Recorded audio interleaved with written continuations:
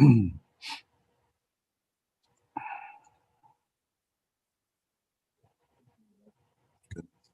Okay.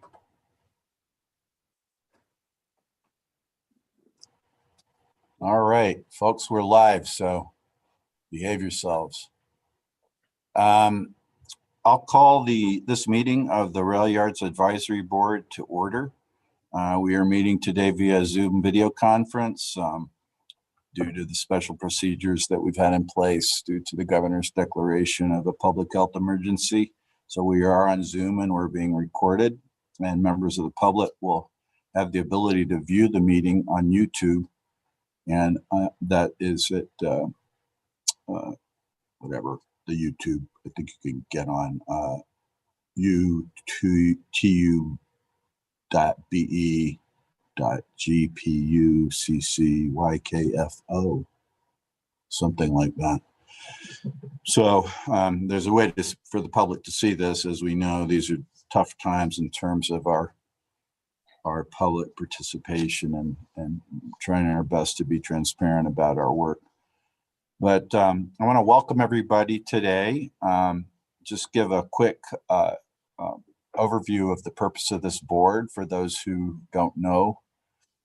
This board is an advisory board that was created at the time the city originally purchased the rail yards. And it was intended to provide transparency as far as decision-making and public participation in decisions, the obvious large impacts of the rail yards as we move forward. And the board is made up of elected neighborhood representatives, elected officials, public officials who represent the area surrounding the rail yards. We have a representative from the Urban Land Institute and the mayor's office, the governor's office. So we'll go around and ask, we'll do a roll call of the voting members, and we have others here with some special presentations for us this afternoon or this morning as well. So I'll ask Julian to call a roll call of the voting members. And if you would just unmute yourself and state your presence. Okay, we'll start with Councilor Benton. Present. COO Lawrence Rael. I think Lawrence is going to be joining us shortly. Yeah, Lawrence, this is Leon for Lawrence. He'll be on shortly. Thank you. Senator Jerry Ortiz-Pino. Don't see him yet. Senator Michael Padilla. Representative Miguel Garcia. Presente. Representative Javier Martinez. Presente.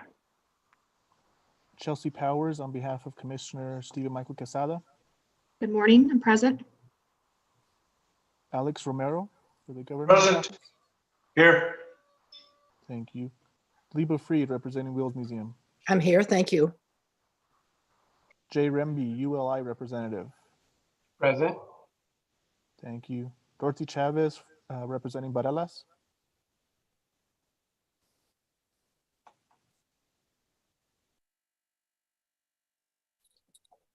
And Alex Trujillo representing South Broadway.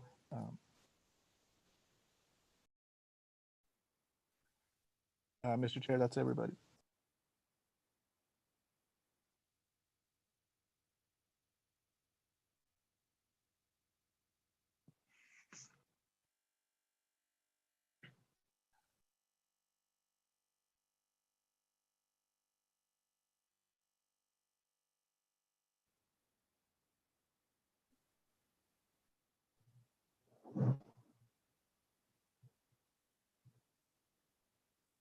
Mr. Chairman, you're muted. Thank you. Liba Freed is also represented today, and I neglected to say that the Wills Museum was also in the original formulation of the advisory board, has a voting membership on the board due to their involvement in the original purchase of the site. So we have some other folks in attendance. Rick Mira, our former state representative and Speaker of the House.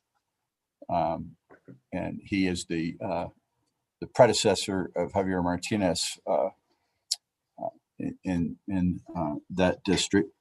It represents the northern parts of the neighborhoods represented in the area of the rail yards. Eric Griego is also present, and Eric is a former state senator and has been active in the this project for years, from its inception. Before he was a state senator, and then subsequently as a state senator, and subsequently as a neighborhood voting representative. We try to make sure to invite past members of the board. So there are other neighborhood members from both South Broadway and Barelas who have a lot of institutional knowledge about how far we've come, and so we always try to have them involved. And so it's great that Eric has really been a regular at our meetings, whether or not as a voting member. Let's see, we also have Margarita Archibeque from Commissioner Quesada's office, I think also is here. Karen Iverson, who is our Metropolitan Redevelopment Agency manager. She'll be giving a presentation. Ed Adams, who's the project manager for the construction that's going on at the rail yards, will be speaking and giving a report. David Parkinson from Lawrence Rail, our Chief Operating Officer's office. Diane Dolan, who is our my outgoing City Council District 3 policy analyst. She's staying on the City Council, but she's moving on to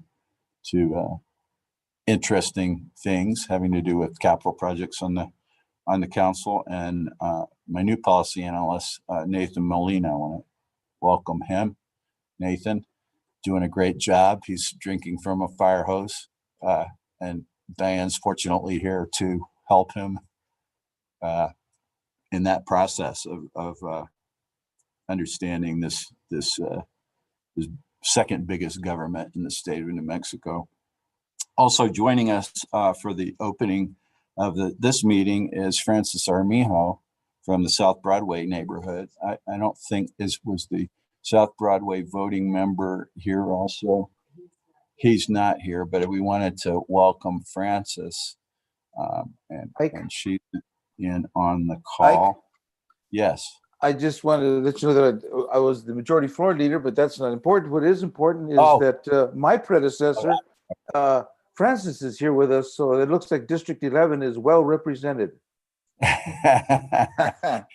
Excellent. Well, yeah, that's right. I always get those titles mixed up, but I knew that you were a big shot. That's all I can remember. And welcome to Francis. I'm glad she's here. Welcome to Francis. Thank you, sir. Yes, Francis, is she on where she could speak here now? If you'd like to say hello, Francis, please do. I've got so many people on there she is. Just unmute yourself. But Francis is the president of the South Broadway Neighborhood Association. And so she'll at least be able to keep the communication going with them today.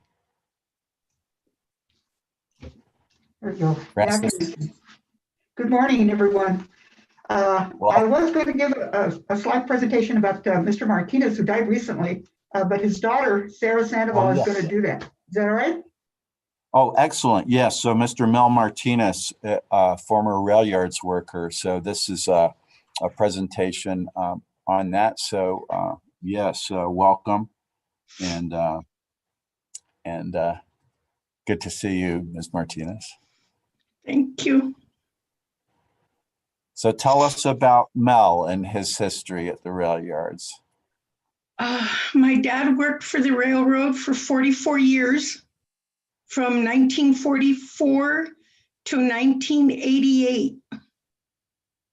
He retired in 88 and he did a lot for the railroad. He got the union together. He saved the railroad a lot of money working on machinery that they had said couldn't be done.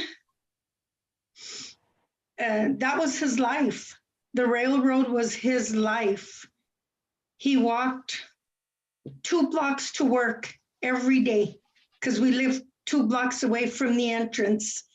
When he retired, he got a letter from the head of the Santa Fe Railroad, and he got an award in the mail. I don't know if you can see this. Let's see. Can you Yes. see that? Yeah. My dad got that in the mail, and he got that on July the 29th of 1988. And he also got a letter. Let's see if you can see the, I don't think you can read what it says, but he got this letter in the mail also. And this was sent October the 14th, 1988. And it was sent from the Atchison, Topeka, and Santa Fe Railroad Company in Chicago. And these were sent to my dad after he retired. He loved his work. He also got to work. My father, my grandfather, and my great-grandfather worked on that 2926 train engine that they're working on now. They all got to work on that before they had moved it to the park. And it was a big deal for us. It was a big deal for us. What street? Do you still live in the neighborhood? Yes, I'm back in the neighborhood. We live on 1006 John Street, Southeast. Okay. And was that the original family home that you talked about that he walked to work from? Yes, yes. Oh, that's great. That's great. My dad was raised on 1006 Commercial, which is right across from the tracks. That's where he was raised. And then when him and my mom got married and moved here to Albuquerque, he bought that house in 1963. That is a great story. We really appreciate you being on and telling us that and what an important person he was. And there's probably not many people left that who walked in those shoes. So thanks for telling his story. We very much appreciate that. Thank you. He And was 94. When did he pass away? On Monday. Oh, well, our condolences. I'm sure I can speak for the board of everyone here. Our condolences go out to you, but it sounds like he had a good long life. Yes, he was 94 years old. Good for him. And yeah, our condolences to you and the family. God bless you. Thank you. I just want to add that he came from a wonderful family. There were 10 of them, and he's the last of the 10. Very political, very community-oriented people. Thank you for listening. God bless you. Thank you very much. Have a good day. Thank you, Venus. Thanks so much, Francis, for facilitating this. Us able to hear this story. As we know, that rail yards were such an important part of the history of the city, and the Martinez family, because we had 3 generations working for the railroad. Wow, that's great.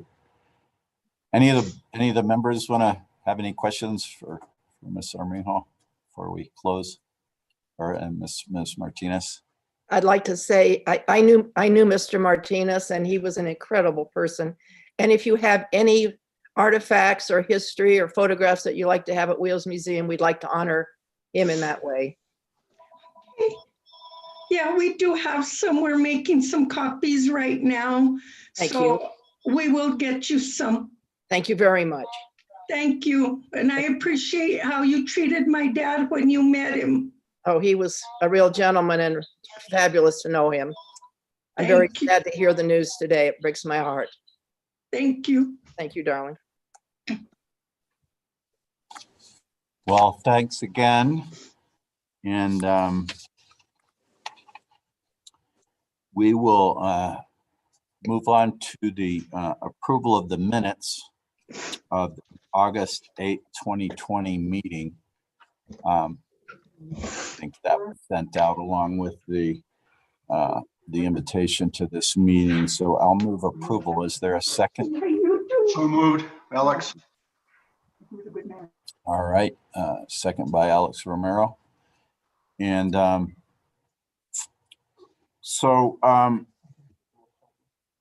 yeah, we do need to take a roll call vote on that. So we'll have Julian call the roll. Councilor Benson, Yes. COO Lawrence Royale, Yes. Representative Miguel Garcia, Yes. Representative Javier Martinez, Yes. Chelsea Powers on behalf of Commissioner Quesada, Yes. Alex Romero representing Yes. Governor's Office, Yes. Liba Freed, Yes. Jay Remby, Yes. Dorothy Chavez. Yes. Councilor, that passes unanimously. All right, thank you, Julian.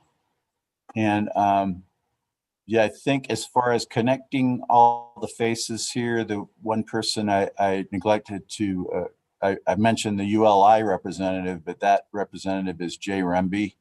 And Jay has been on the board since the beginning, along with Miguel Garcia and myself, and Alex Romero, I believe, was on from the beginning, if I'm not mistaken. And so Jay's the ULI representative, and Jay, if you don't know him and his family, it's a great local family, and Jay's one of our excellent developers who's really put his heart and soul into the community in terms of his development projects. And he's been we wanted to have ULI represented because we didn't want to just be, dreamers. We wanted somebody who knows development and understands the challenge of the development. So that's Jay's role on the board. Nice to say. So we're gonna, yeah, Jay, any comment at all beyond that?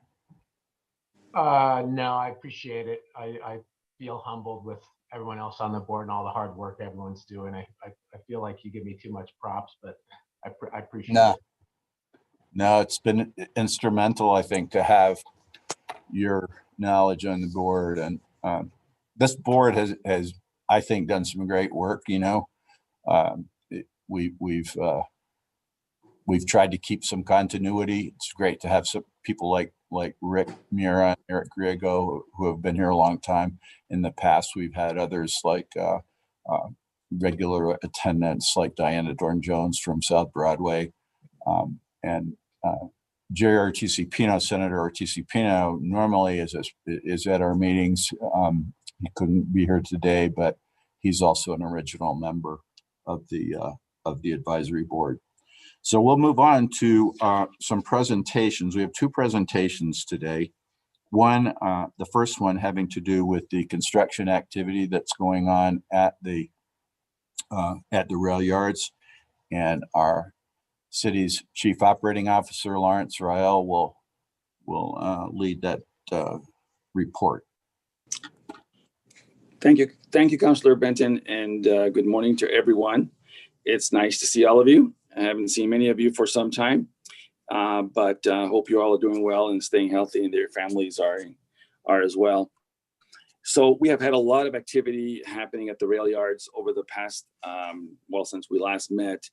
And I'm telling you that I'm just really super pleased with the progress that we've made. Not only have we begun to really make some real visual, if you will, and I mean by that, going out there and seeing it, you can get a sense of how much work is being done, but also that with all of that activity, you know, there's just so much more energy from the community and from folks that we talk to about just excited about, you know, getting these buildings finally to a place where they are preserved, where we can actually then make some real decisions going forward about their use in the future. As you all know, Ed Adams is our project manager on this project and has been leading the effort to do all the construction work. Our MR director, Karen Iverson, is also, and her staff have been just right there with him in terms of just making sure that we've got everything coordinated, et cetera. So there's lots of things to report on. I'm going to pass it over to Karen, if you don't mind, Mr. Chairman, and have her talk a little bit about the work that we're doing on the connections along what we are calling the rail trail, a project that connects the rail yards eventually to the downtown convention center area and then north over to the Glorietta station.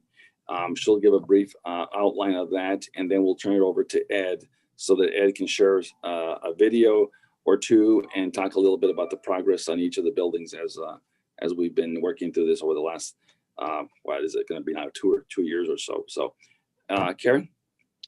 Great, thank you, Mr. Rael. Counselor, so just a few sentences on the rail trail project. I think we know that this is a great site, but connecting it to the downtown area is essential. We are going to be going into a full kind of community engagement and design phase in the beginning of next year for the rail trail connection that goes from the rail yards along First Street and then up the rail corridor all the way up to Lomas. And this link is so important. It links the convention center, the Glorietta station, Innovate ABQ, Alvarado Transit Center, the rail yards. It's really a key connection to help residents move through the area, visitors move through the area. And we're really hoping that this trail will be a feature itself with a lot of public art, a lot of historical artifacts and remembrances. It will be a feature in and of itself.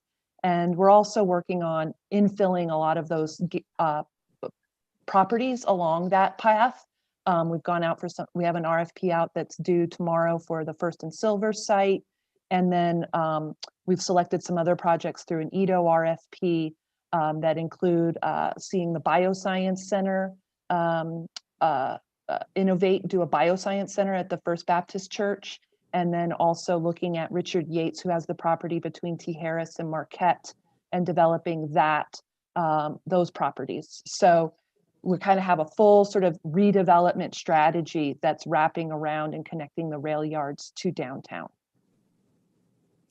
I would add, as Mr. Chairman, is that also over the course of the last maybe year and a half, we have been talking to the BNSF about a possibility of donating some right-of-way along First Street on the east side of the roadway. And happy to report to all of you that the BNSF, I think I made this comment to you all before, has agreed to give the city a 20-foot easement, or actually 20 feet from the curbside on the east side of First Street towards the tracks, so that we can expand that rail trail, if you will, and make it into a real amenity for the community. And so we are in the last weeks of signing the agreements to turn over that property to the city. So we will then have the ability to really make that connection. And so that right away starts really at the north end of, if you will, of the parking lot there at the rail yards, and goes along First Street all the way to where the overpasses are on Lead and Coal.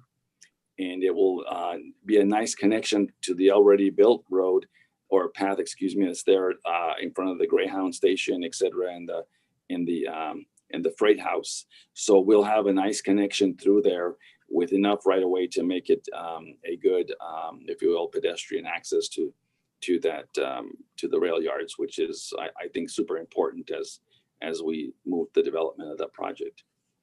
Along with that, I'd like for Ed to start, Mr. Chairman, if you don't mind, because it's sort of on the conversation of the, if you will, the landscaping and the work that we're doing, we've done along First Street there, all the way through the neighborhood there, and Ed can talk about that, and then maybe we'll go over to the buildings if that's okay with you, Ed.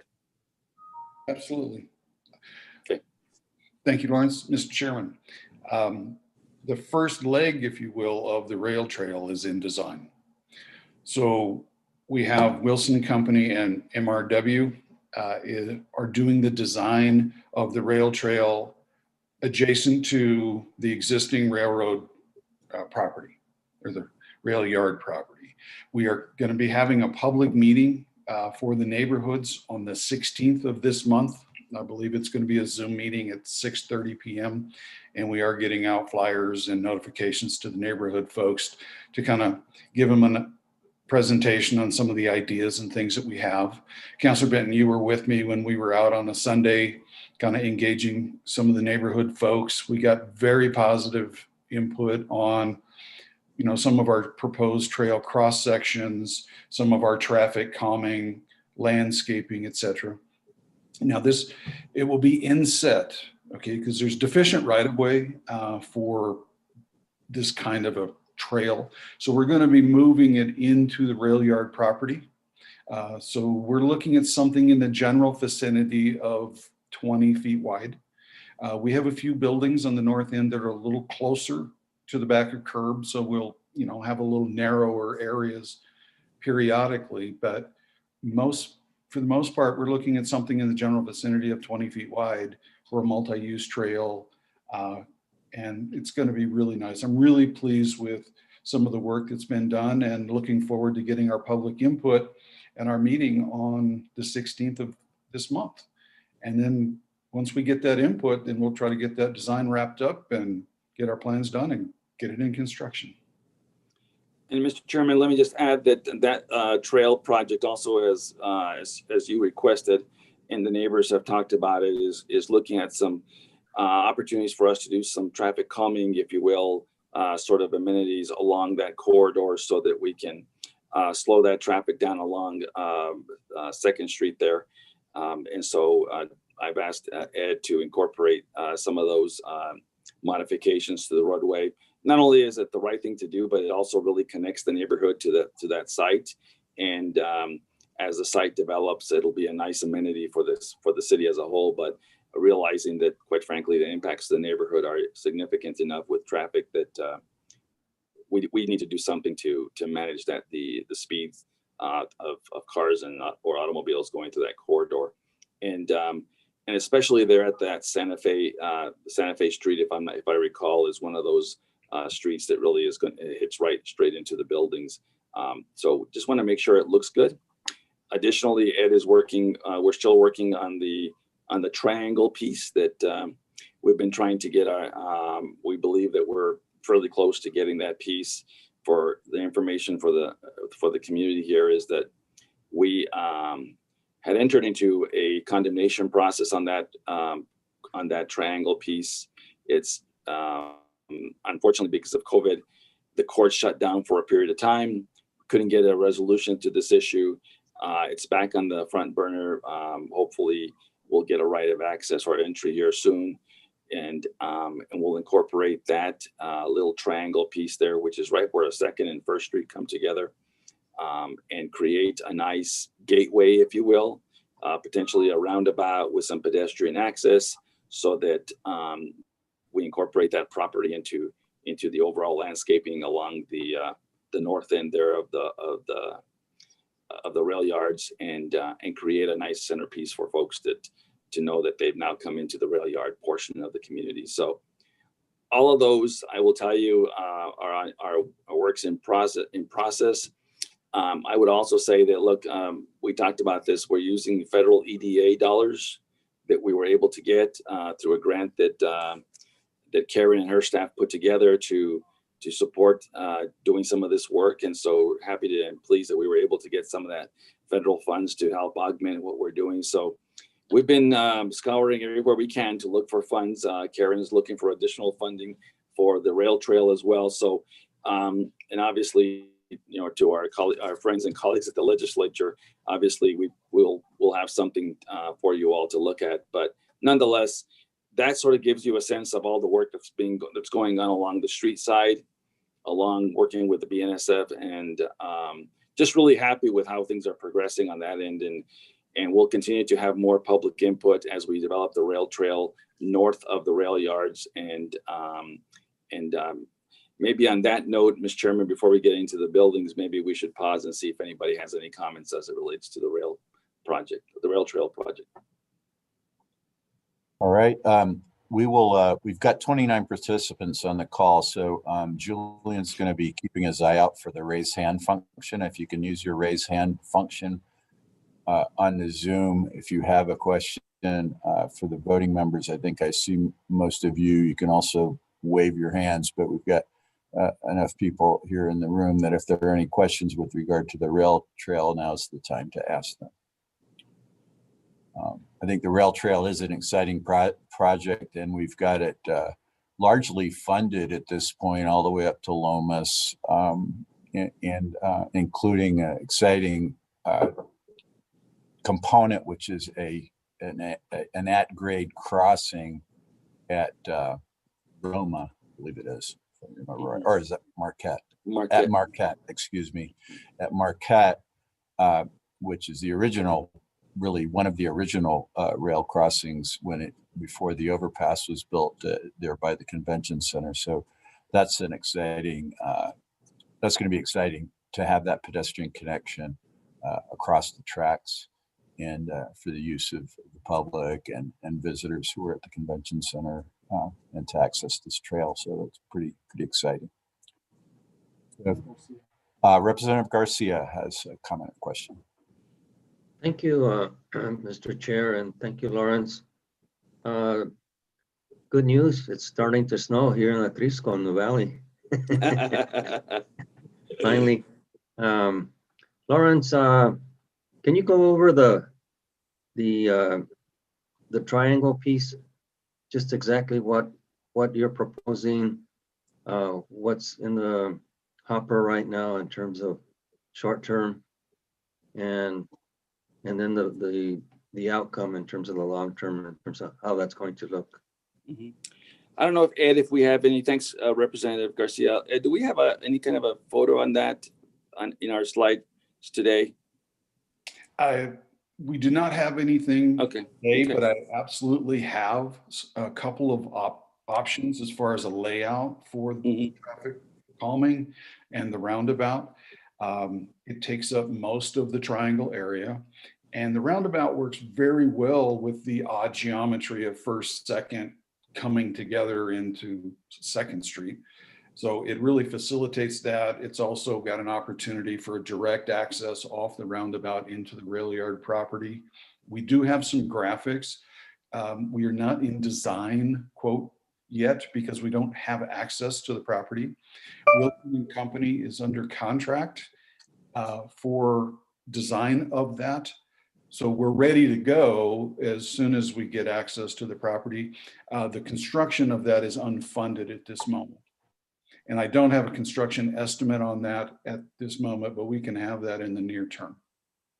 So Representative Garcia, let me just say that that property, as you know, was owned by a private individual here in town.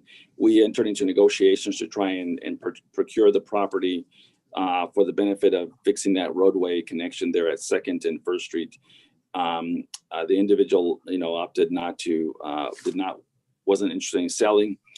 We ended up having to go through a condemnation process after some lengthy discussions. And that's where it is right now in the courts as it relates to the infrastructure.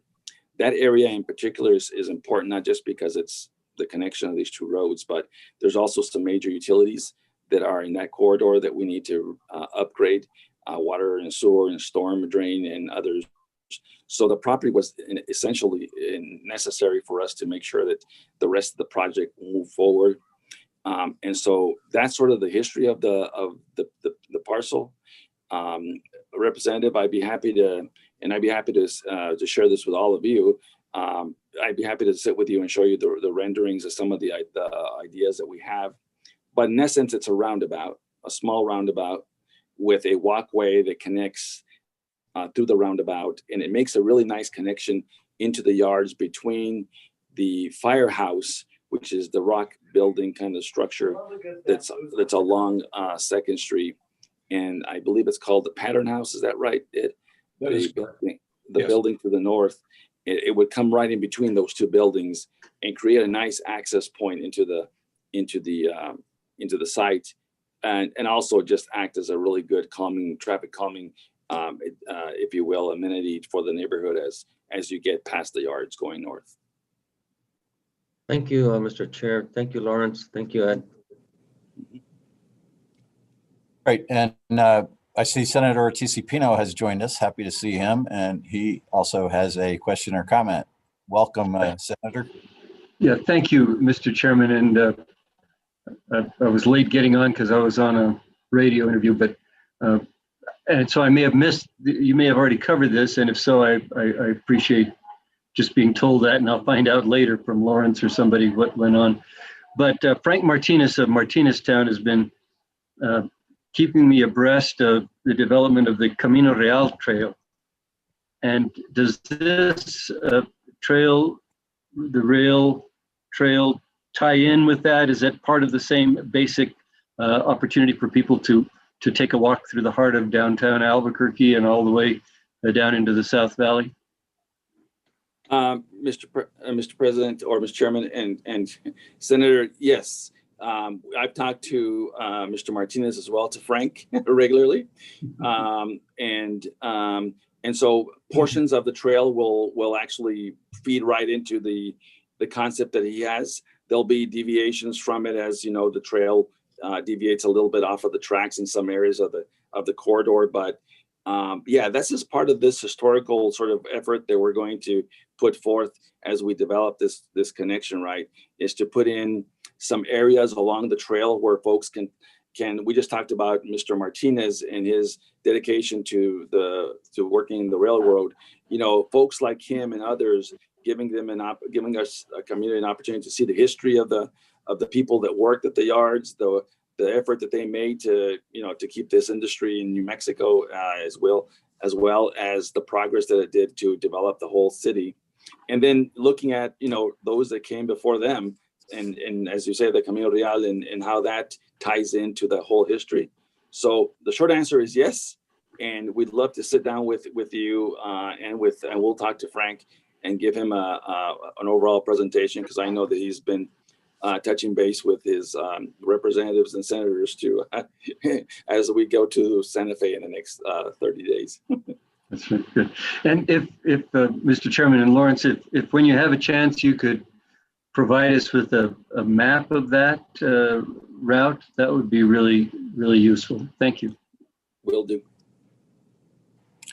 Thanks, Senator, for bringing that up. Frank Martinez, was pretty much relentlessly hammering on me to get the funding for that crossing at Marquette, which we did, and we got that in the recent passage of the city's quarter-cent GRT transportation tax funds. So that crossing is funded, and we're proceeding with the approvals and the design on that. So that's a really important part of it to that interpretive trail of the Camino Real. So I'm glad you brought that up. The intention of that is to really look historically way back, even pre-colonization of the trails and the routes that went through this area, and then going all the way up to the present time. And as we know, the Camino Real had different routes depending on which side of the river you were on and so forth, and it effectively evolved as Newtown was created, which is our downtown today.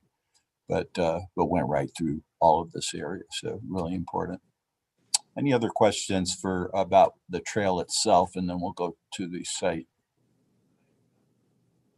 Okay, we'll move on then to the work on the site. I'm very excited to I was out there with Ed and Lawrence recently and saw it was very exciting to see the roof decking going up, and you know that those roofs have been my battle cry, and it's great that we're really making a serious dent in protecting the buildings and making them usable, more square footage usable on the site. So turn it back over to Lauren.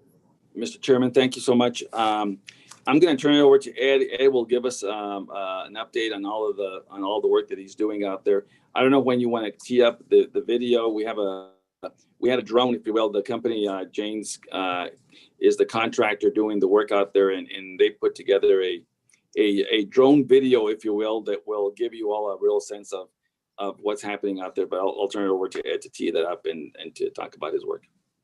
And you can share your screen whenever you're ready, Ed.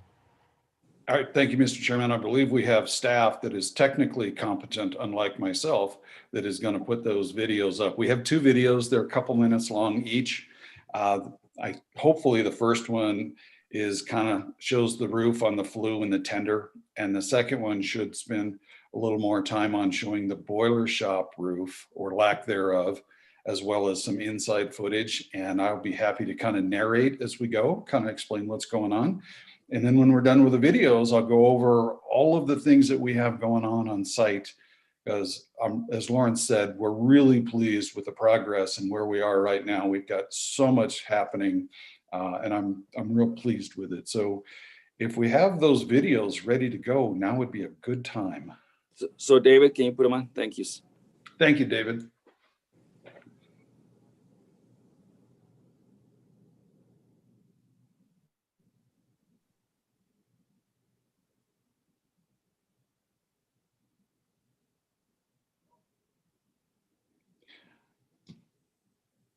All right, as you can, there we go. You can see we're looking at the flue shop roof right there. You can see all the workers up on top. We're putting TPO membrane on the roof.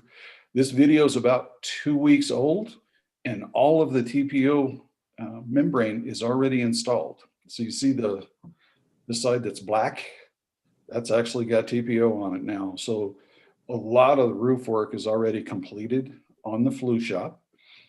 We're also taking care of a lot of the windows and things. You can't quite see the windows that have been removed because they had asbestos caulking in them, and they're being taken care of. And I think it's going to pan over. You get a little shot of the boiler shop roof, or lack thereof, and then you can see the tender repair.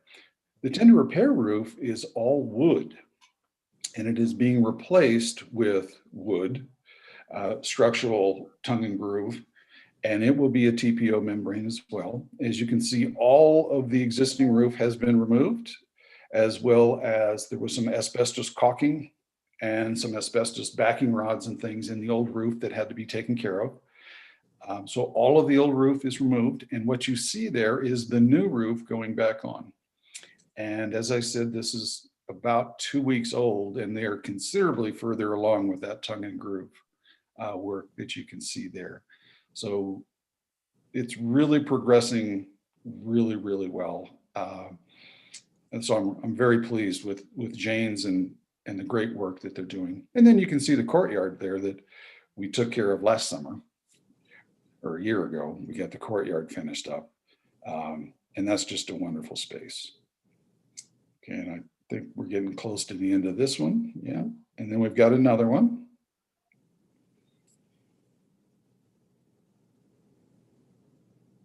Okay, so this one is a small portion of a longer video that focuses more on the boiler shop roof. So it'll give us some bird's eye views of what poor condition the boiler shop roof is actually in. It's pretty dramatic when they actually get over the top of it here. And you can see there there's almost not even a roof on the boiler shop. You can see all the roofing materials gone. You can see a great deal of the wood has fallen in. The roof is basically just non-existent.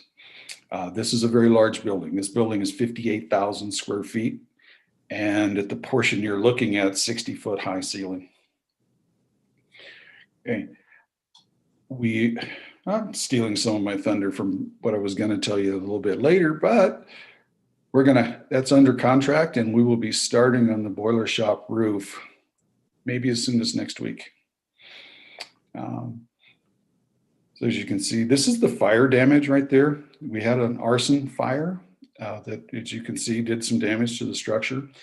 All of the design of this has already been through the SHPO and approved, also through permitting. And as I told you, I'm hopeful that we'll be able to start construction next week. This is inside the boiler shop. We're going to be cleaning it up. You may be able to see there's quite a bit of graffiti and just crud everywhere.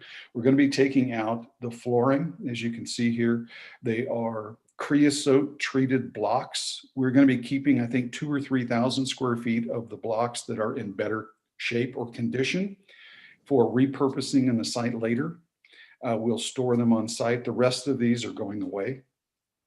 The creosote is just not a good thing to have in there. So we're getting that cleaned up. You can see some of this oil and stuff. All this stuff is going to be power washed in here and just cleaned up. And the roof will be entirely replaced with a new roof. The building won't be ready for a CO, but it will be cleaned up. That little building that you see on the left is going to go away. That's just an internal scab-on. So it'll be cleaned up and kind of ready to go for the next phase, if you will. We're not addressing the windows or anything at this time, but we are getting the property kind of taken care of. We're stabilized, if you will. So it's degrading in front of our eyes. I can't believe how much these buildings have degraded in just the 2 years that I've been working on them. It's surprising how much they've degraded, but getting these roofs taken care of will stop a lot of the degradation that's going on here, and we'll get them all cleaned up. Okay, so those are our 2 videos. And then I can kind of go over what we're doing in general. So we already saw the flue shop. So the flue shop, not only are we replacing the roof, it's a concrete building. It's 8,000 square feet. We will have a certificate of occupancy for this building at the conclusion of our work on this building. This is the only one that we're going to have a CO on in the short term. So it will be available for use or for development, if you will. We're taking care of all the environmental issues that were inside the building. We had asbestos insulation on pipes. We had caulking in the windows. All of that is already done, gone, it's taken care of. We'll be putting in new windows. The frames here were so bad condition they could not be saved. And the SHPO agreed with us. So we're fabricating new frames that will look just like the old ones, same pane size. The SHPO has been out and agreed on window tinting color, but they will be low-E windows, dual pane, and we do plan on heating and cooling this building. It's one of the few buildings on site that's small enough square footage and roof height that it can actually be heated and cooled. So we're going to be installing those kind of improvements. We're bringing in additional power. So we're going to bring in another transformer in between the blacksmith shop and the flue shop, and it will be large power. It'll be high voltage, obviously step down, and it will be 3-phase power. So it will be commercial industrial grade power for future development of those buildings. So all of that is going on with the flue shop right now. I'm going to shift over to the tender repair. The tender repair at this point is just the roof, getting the building stabilized. The roof was leaking and causing a lot of problems. That's going really well. Obviously, you saw in the video. It's actually further along now than what is shown. They're going to be starting, I think, next week to actually start putting the TPO membrane on top of some of that tongue and groove wood that's fire treated, tongue and groove wood. That's going to be the new ceiling. That's going along very well. We didn't have video, but we're bringing utilities into the site because there basically aren't any utilities on the site. The site was self-sufficient when the railroad used it. They had their own power generation on site, but there wasn't any water, sewer kind of a thing. So we have worked carefully with the SHPO, and we already have water, sewer data, gas, and storm drainage has already been brought in between the blacksmith shop and the flue shop, and you kind of saw that in the aerial. Those utilities are all in right now. We're putting the concrete back in because that corridor, the alley, if you will, between is fire egress for the blacksmith shop, as well as it had quite a few storm drainage problems. So all of that is taken care of. So what that means is we have stub ups for water, sewer, data, and gas for both buildings for future development. So all of those utilities are stubbed up immediately next to the blacksmith shop. We also have some of those utilities stubbed up to the flue shop. We actually have utilities stubbed under the foundation of the flue shop for bathrooms. So we have water and sewer, and then also data. So we've got empty conduits for all of the buildings through that alleyway, including the boiler shop. So we've got with our city data people, and we've run empty conduits for future use for data. And we also have gas for all the buildings should it be necessary in the future. Those utilities will go southernly through that alley and out into the transfer table. We have worked closely with the SHPO on the bottom of the transfer table, and all of those utilities will be run between the machine shop and the boiler shop in the bottom of the transfer table. And that work is ongoing as we speak. And all of those utilities will be brought out to 2nd Street. The gas, I'm not going to connect at the moment. We will at some other point in time. If we need it, it'll be there. The water, the sewer, and the data and the storm will all be connected. That work is going on right now. It'll go another probably 2 months before we have that out and connected out to the street. We also have fire flow. We've installed a fire hydrant in the back, so that will help us with future occupancy with coordination with the fire marshal. So we've got some fire protection to the back of these buildings in between them. So we kind of took care of some fire protection on the boiler, the blacksmith, and the machine shop. So that water will be connected as part of this utility package. We'll be adding a few more fire hydrants on the north. So we'll have fire protection for the firehouse, the tender repair, et cetera. We already have fire hydrants for the flue and the blacksmith shop. Those are already existing. The big news is we've gotten everything approved for the boiler shop roof package, as I kind of described while the drone was flying around. So I'm hopeful that we're going to give notice to proceed on the boiler shop package next week. So I'll be looking forward to that one getting started. It's going to be really good to get that done and stabilize that building and stop the degradation that's going on. So that package I kind of described in the video, what we're doing with that package. It's not going to result in a CO, but it will stabilize and stop the decay of the building. And it'll help us understand what we have underneath the blocks for the concrete slabs. And then we can figure out what we need to do to actually bring it online for usable space on an interim condition, because it's a very large building. Okay. With all of this going on, the bottom line is all of the money from the state and all of the GO bond monies, collectively in excess of $12 million, is either expended or completely contractually committed. So there are no remaining funds to do anything with. Everything is either spent or contractually committed. So if we want to maintain the momentum that we have, because it took us a little while to get this thing rolling, we are going to need funding in the near term to continue the momentum that we have. And I'm, as Lawrence said, I'm really pleased with where we are. You know, it took us a little while to get the wheels moving, but now that we've got this thing rolling, I've got all our consultants in place, and I've got packages that are in design that need funding to be implemented. And we have other packages that we need to get in design so we can continue the momentum. So please send money. Mr. Chairman, Mr. Chairman, I'll turn it over to you or Lawrence, and I'm happy to answer whatever questions you might have for me. Hey, Ed, Yeah, thanks, Ed. Mr. Chairman, if I might, Ed, would you just also talk a little bit about the environmental work on the south side? I know the neighborhood is very interested in that, and I want to make sure that they know that we haven't. Okay, so we have, Mr. Chairman, we have what's called a VRP, Voluntary Remediation Plan. So we went through this process on the north, and we are working with the state to close out the north piece. Okay, because we've done a lot of the lead removal and contaminations, and we've taken care of a lot of the things.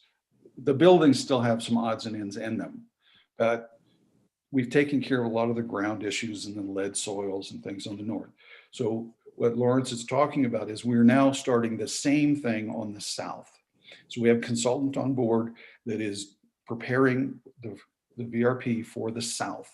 We've also got some additional monitoring wells going in. We had one well that has collapsed. So we'll be putting in some monitoring wells to monitor groundwater. The south has some lead contamination in the soil as well, but we're putting that plan together and getting it approved through the state environmental department. And then we will start implementing that plan. And that is in progress right now. And environmental health is kind of taking the lead on that. But that is moving along with the state. The state environmental department is very pleased with the progress that we've made and the progress that we're getting ready to do on the south. So they're very happy that we're moving to the south and starting the same process that we did on the north. Okay. Yeah, I think that's really super important, Mr. Chairman, just to get a sense that the environmental work continues to move forward. And let me just add two other pieces to the conversation, then we'll obviously stand for questions. Number one is that our partner in this, the Central New Mexico Community College, continues to be working on their layout and their work for the blacksmith shop. As you all know, just to refresh your memories, is that's where we think that the film and digital program that CNM currently operates will be located in the blacksmith shop. With that in mind, one of the interests that we have at the city at this point for interim use or maybe long-term use, depending on how things work out, we really believe that we need to have folks on site, you know, just to activate the space and to keep, you know, the as Ed said, the momentum going. So one of the interests that we have is potentially moving the city's film office into the flu shop. In that it's going to be, it'll be ready for occupation, if you will. We'll get a CO on that. And the flu shop is small enough of a space that we could put the film office there, excuse me, to complement the work that potentially CNM will be doing on the blacksmith shop. So it's a way to create some synergy and to activate the space and to move the issue, you know, the continuing remediation forward. With that, Mr. Chairman, I am done. Okay, well, a lot of progress. It's very uplifting to see so much work being done. And I think we have questions already now from Representative Garcia, followed by Representative Ortiz-Pino. Or Senator, excuse me, sorry, demoted you there, Senator. Hey now, hey now. Thank you, Mr. Chair. Thank you, Lawrence and Ed. And great news. I hear that you've attended all the state capital outlay. You know, we kind of went through some ups and downs with that in terms of expending it in a timely manner. But thanks to Lawrence being on top of that, we were able to kind of go smooth sailing on that. I'm thrilled that all these projects are kind of taking off and on the verge of being completed. That really is a good feeling, considering the $7 million that the legislature put into exactly what is developing. On the roof repair, I wanted to ask if there's any in tandem, if there's any infrastructure improvements going on in regards to the roofs, to the roof repairs. Are there other kind of infrastructure improvements that are going on at the same time that the roofs are being dealt with and completed, or is it just the roof that basically we're dealing with? And by repair, by infrastructure, I'm talking about related to the roof itself. That's one of my questions. Ted, can you answer? Yes, Mr. Chairman, Senator. We have some infrastructure going on with the roofs. For example, in the flue shop, the roof is actually concrete, so it's structurally sound. So we're putting TPO on and getting it cleaned up. We are doing some internal infrastructure improvements. There's going to be fire sprinkler system in that one, so it will be inhabitable. As Lawrence said, we can get our CO at the end of this project. We will have a CO on the flue shop. In contrast, on the tender repair, the only infrastructure we're dealing with is the roof drain. Besides the roof are the drains that come off of the side. So there are 4-inch diameter pipes that come off of the side that are roof drains, and the SHPO required that we save them and reuse them. So we are putting in the associated storm drain lines to connect up all of those downspouts and take it out to the city storm drain system. So that is being done as part of the tender repair package. But right now on tender repair, it's only the roof. I do have another package that's about 80-90% designed for improvements and cleanup of the tender building. But right now we do not have funding for me to go out to bid and actually put that package out. So that would be one of the packages that we would be looking for some funding for, potentially from the legislature, and the city's working on their bond package as well, but it's a year out. If we're going to continue this momentum, we need money sooner than the city bond package.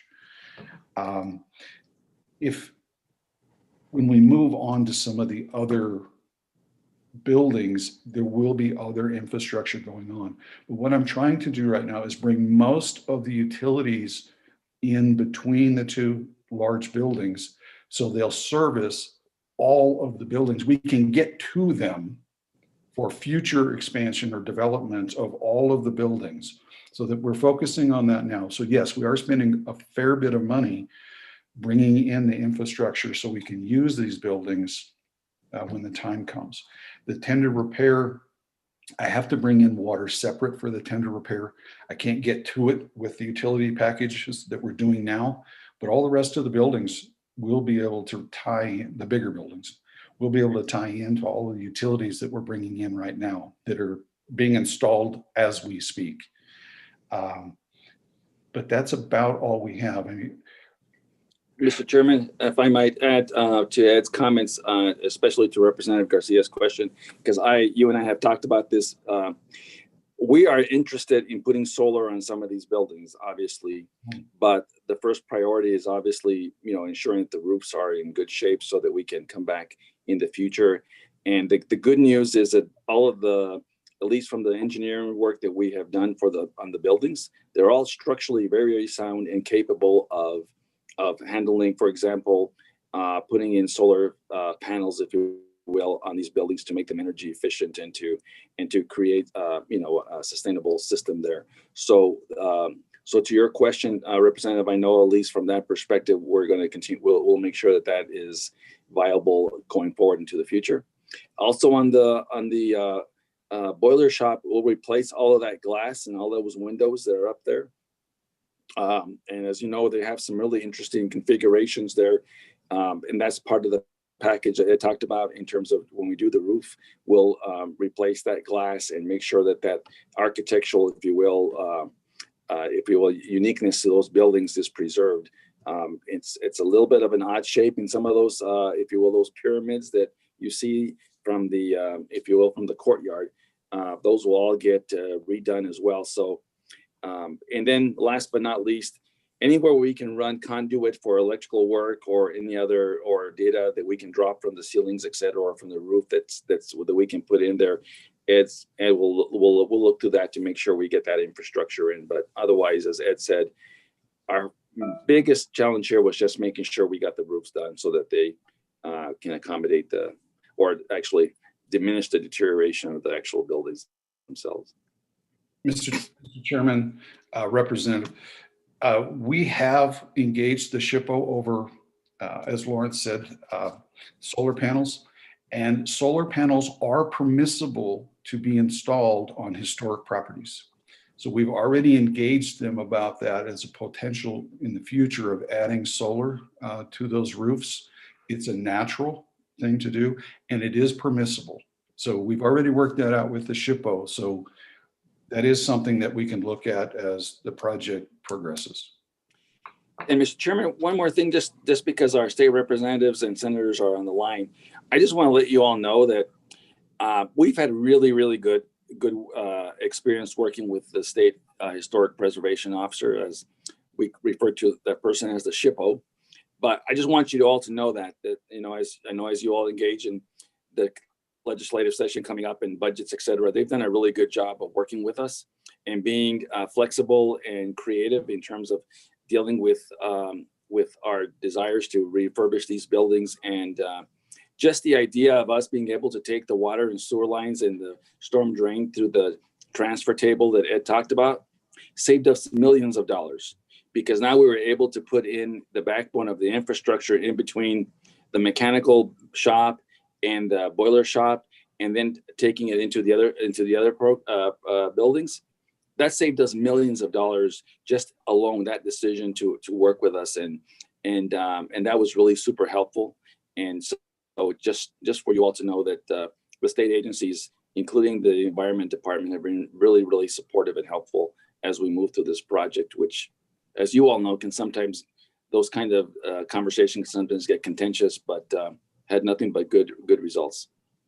Mr. Chairman, I really want to chime in on what Lawrence just told you. I've built projects for 30 years or so. The SHPO has been fantastic, and so is the State Environmental Department.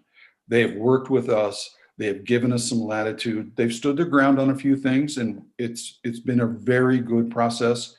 The best interaction I've ever had with the SHPO in the 30 years I've been building stuff for the city. So Lawrence is right on the money there, and it saved us millions of dollars to run those utilities through the bottom of the transfer table. So thank you. Representative Garcia, did you have one last question, Mr. Chair. I know that the boiler shop is also part of the improvements in terms of the roof. But you did mention, Ed or Lawrence, on the need to kind of put a new flooring in the boiler shop and remove the creosote treated blocks, but to save some, especially the ones that are in good condition.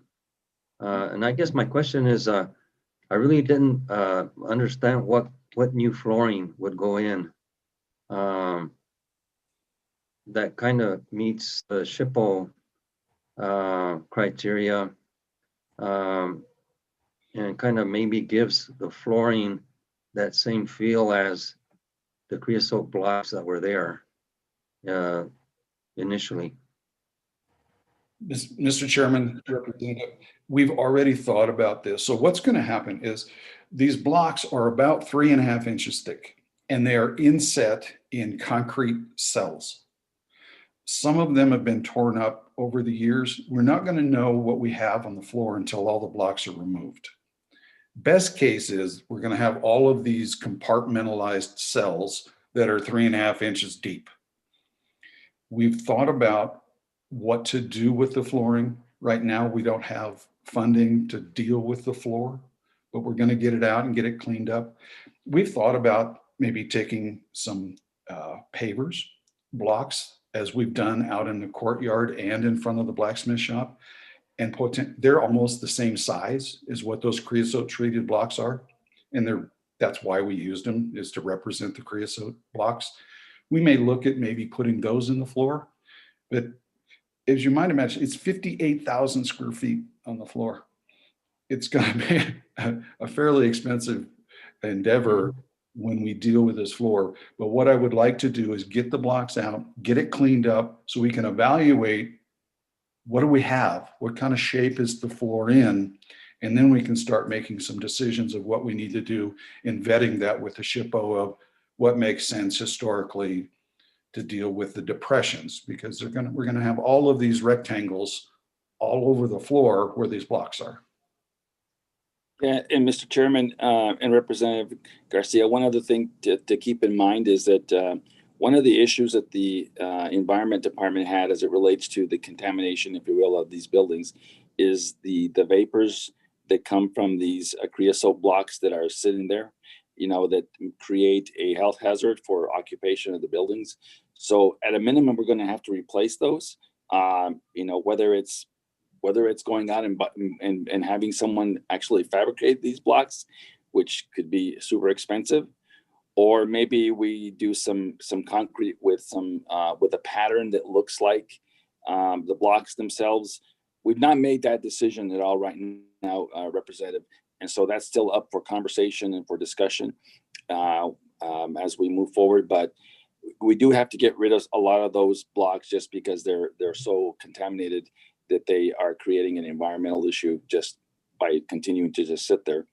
And so this was just a little bit of the cleanup that we thought would be appropriate now, since we've got contractors out there. Let's just sort of do as much of the cleanup as we can, and then come back and have a conversation about maybe what the most is historically, significant enough that we probably want to make sure we do it right and not violate any kind of the SHPO's kind of concerns as it relates to the buildings themselves. Thank you, Mr. Chair. Thank you, Lawrence. Thank you, Ed. Thank you, Representative Garcia. Senator. Thank you, Mr. Chairman, and really exciting, Ed and Lawrence, to see all the development that's gone on, and thank you for spending the money and spending it well. I assume we're going to get, the legislators will get like a menu of possible uses that you would like to have the next phase used for. That would be really helpful.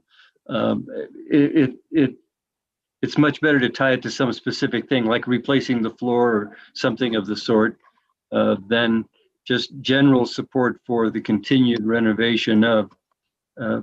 If you could do that, that would be really useful.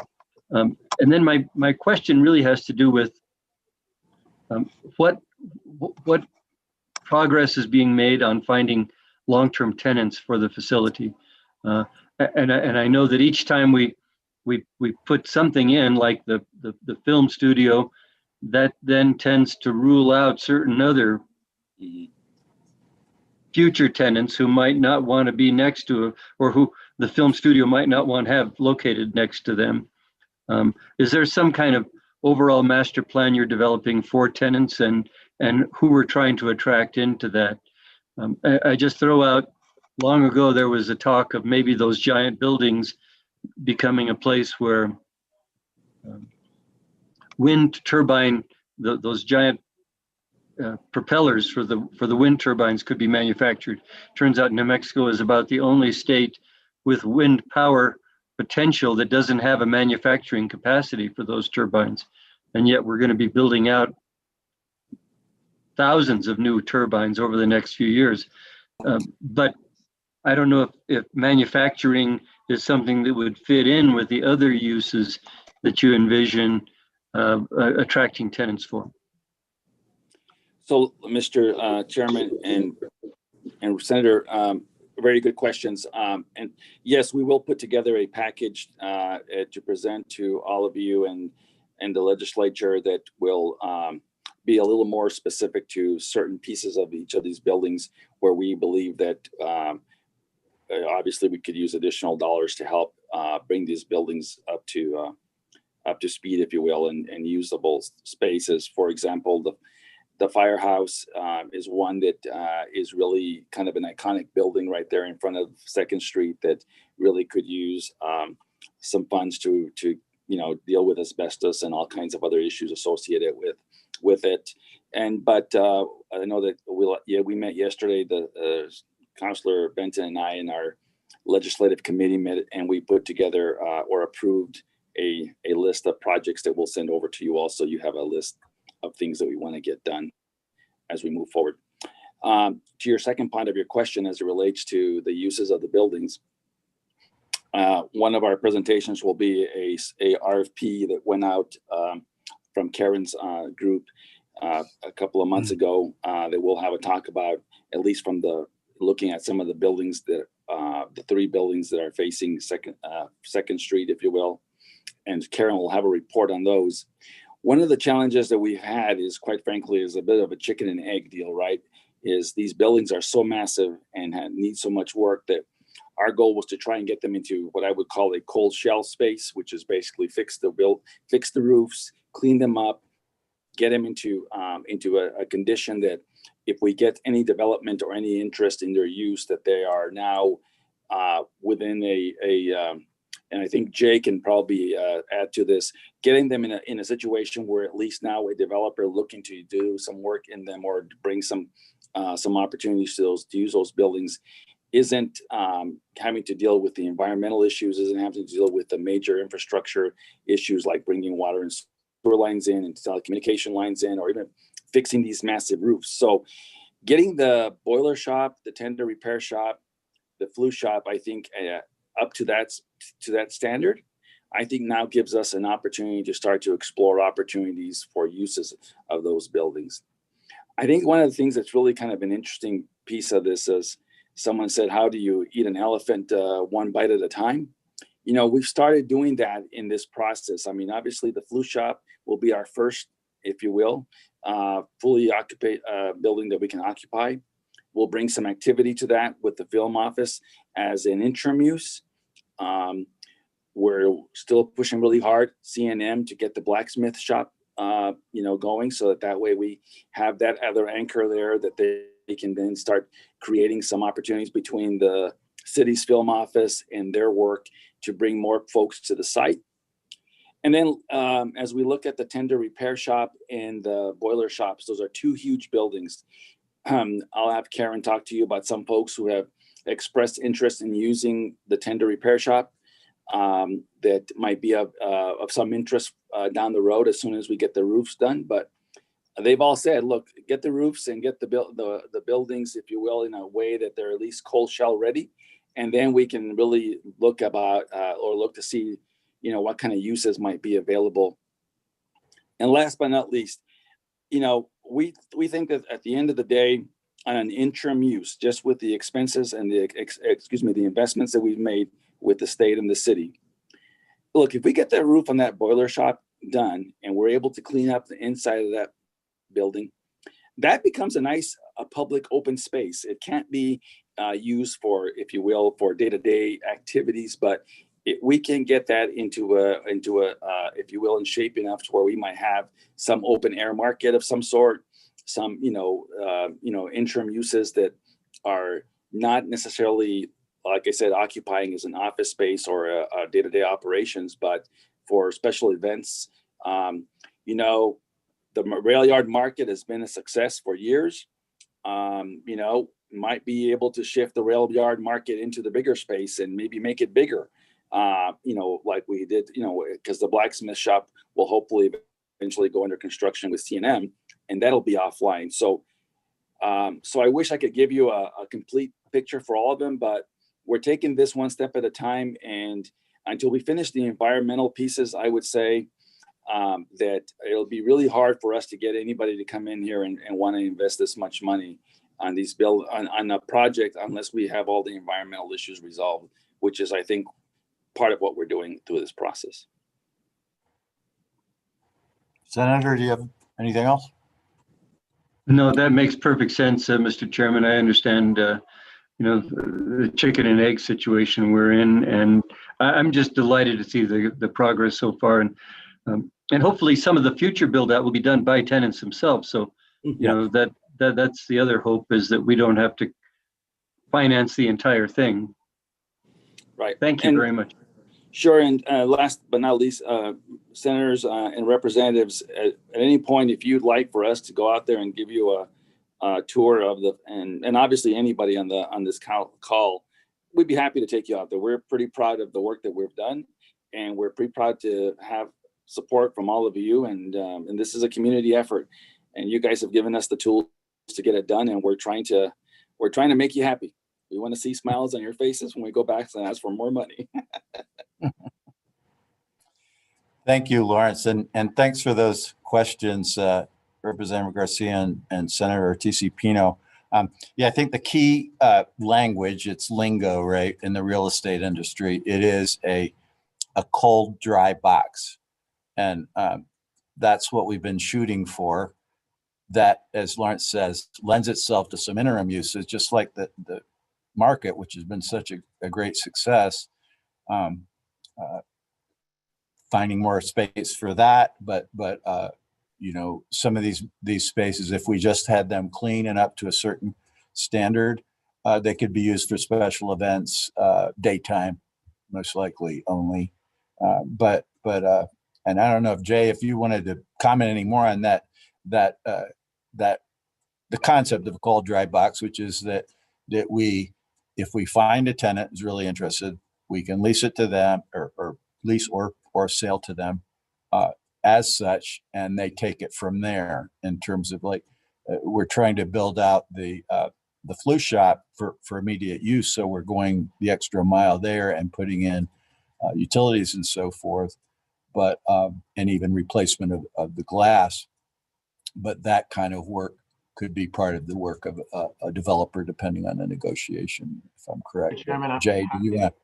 I'm happy to comment. I completely agree with you and Lawrence and Ed. And you have to eliminate the risk. We've said it early on. It's been a long history where the property sat there and we haven't been able to make any progress. And what they're doing now is really going to get us to a point where we're going to have these little wins, which will really create some wonderful activity. But to deliver a shell that actually can be built out, where you've eliminated the risk for a developer or user, will really finally push us forward. And so, I commend Lawrence and Adam, your presentation was excellent, and it's extremely complicated, and it's fascinating. I've two comments, or one question is, what's the status with the green glass? And is SHPO going to allow some of that to be sporadically placed throughout? One question, and then last comment.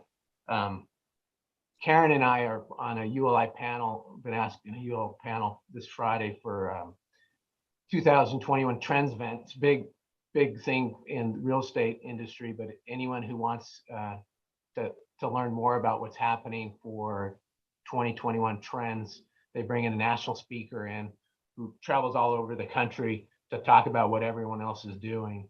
I've been asked to talk about adaptive reuse, and after listening to Ed and Lawrence, I really think Ed and Lawrence should be up on the panel, because what you guys are dealing with is truly amazing.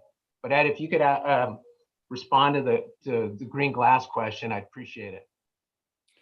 Mr. Chairman, Jay, I lost the green glass issue with the SHPO, at least on the flu. I pushed them 3 times and backed off. I felt that we should use some of the green colors, not that glass. It's not actually glass, it's fiberglass. But I felt that that's part of the history and the character of the site. Is I wanted to do the pixelization, is what I called it, on the windows in the flue. And the SHPO has taken the position that the green glass was not present during the historically significant period of the site. That is their terminology, not mine. And that historically significant period ends in 1948. I don't know how they came up with a number. That's the position that they've taken. And their position is during the historically significant period, there was no green glass, and therefore you can't replicate it. I chose not to fight any further on the flue, just so we could get it moving. It doesn't mean we can't take another run at them, but I erred on the side of caution of let's get the flue going. I still feel strongly that we should, when we readdress these windows in other buildings, that we take another run over the green. I think it's part of the character of the site, but I lost round one. I would agree with you. It's certainly iconic. I think the neighbors in the neighborhood would, relate to that, and if there's any way to continue to push them on that. And I know you have your battles. It's not easy, but I just wanted to make that comment. Thanks, Jay. I don't know if anybody else, I think Liba was waving her hand. Yes. If you can, members, when you want to speak, try to use the raise hand function on your Zoom. But I see Liba next. Thank you very much. I want to thank you all. I've worked on this for 25 years, as you know, and I feel like we're raising our baby and it's going to college now. And I think you're all doing a magnificent job. I want to make a couple of comments on the RFI for the pattern shop. The Wheels Museum applied for that, and I think we sent a very intelligent reply, and we were not granted that building. Wheels is bursting at the seams. We have our 2 train cars ready to run. They've been approved by Amtrak, and we're thrilled that we can start doing excursions if it weren't for COVID. We're getting automobiles offered to us constantly. Airplanes are offered to us.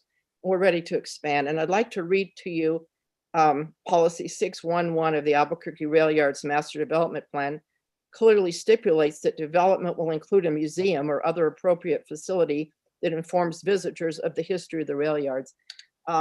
We have several $1 million invested, hundreds of thousands of hours, and I'm hoping and expecting that as we go forward, we will be considered for larger space. We are going to take the decision of the committee as to the RFI to the ADC as well. We are not persuaded that the I'm going to interrupt you there, Liba. Okay. Since that is the next item on the agenda, I Okay. was going to address it at that time. So I'm sorry. Okay. we're going to hear from Karen on that RFI process, and we'll have some parameters for the discussion. All right, good. May I bring up something very positive? Sure. Okay, good. I'm very happy to hear about C&M and the film work that's going on, and also about the flu shop that the film office may come in. Several weeks ago, I contacted Ivan Weiner, who works with the city and has for many, many years, and is supported by the city financially with his film festivals, and came up with the idea of doing a permanent drive-in movie theater on the north side of the parking lot.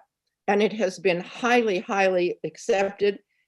We've been endorsed and sponsored by City Cultural. We're working with Shelley and Hakeem and others. Stephen Michael Casada from the county has started the funding. They've been very generous with funding. We're working with Jane's Corporation, HomeWise, Explora, and others to bring a cultural component that would tie in with film, educational opportunities, historic opportunities, all kinds of movies that would be COVID safe and wonderful for the community for a long time to come. So I think this is adding a magnificent feature to the idea of community and economic development and history and culture. So I just wanted to tell you about that exciting news. That sounds interesting. Sounds like an interesting fit for the site. But have you been working with Lawrence and Ed on that at all? Today, there's going to be a meeting that I understand Ed is attending. I cannot attend that meeting. Okay. So I'm hoping that all will be well with that. Yeah. Mr. Chairman, the first I heard of it was yesterday morning at our construction meeting, and I'm going to be attending, I believe, 3:30 this afternoon. Yes. Site visit. Yeah. With Ivan and I think maybe some other folks. Right. Thank you. All right. The Great. mayor has Thanks. approached Ivan with this. They've spoken about it very positively, and the community has been very excited. And we're working on other sponsors as well. So I think it's a great asset for the site. So thank you. Okay. Good. Yeah. Interesting. Thank you. Any other questions on the on our construction update? Really exciting stuff. All very expensive stuff, as we know. But I do think, getting these roofs done, getting these buildings stabilized is a key, and it does create, as we say, combined with the utility work that's mostly underground, it does create that cold dry box, which opens up opportunities for both interim and long-term uses. So we'll move on to our next item. I did want to, this has to do with the RFI, and it's a report from Karen on that. We do have present, I think, on the call, people who may have been involved in the others beyond LIBA, the other submittals, and we're not going to be discussing. She's going to give us an update, but this this RFI is in the hands of the Development Commission as the next step. And we want to be careful that in terms of members of this board or even folks on this call who may be have an interest in the RFI, that we need to be cautious about airing any possible complaints or appeals or anything of that sort that might emerge from the process. So we have a lot of cross-pollination here on our call, because we all love the rail yards and we all care about it, and we're all working on it, whether from a neighborhood development standpoint or Wheels Museum or other offerers to that RFI. So so we need to kind of have this be an informational discussion and not get into the details of any decision making as to how that RFI is going, or the internal process of how that has occurred. Questions of that sort, if they exist, should be brought to the Development Commission. But at this point, I'll turn it over to Karen Iverson to give us, let us know where we stand with her work on Metropolitan Redevelopment's help to the rail yards. Karen. Thank you, Councillor.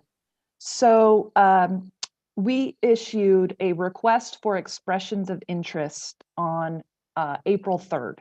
So we've been working on this all within the context of the COVID situation.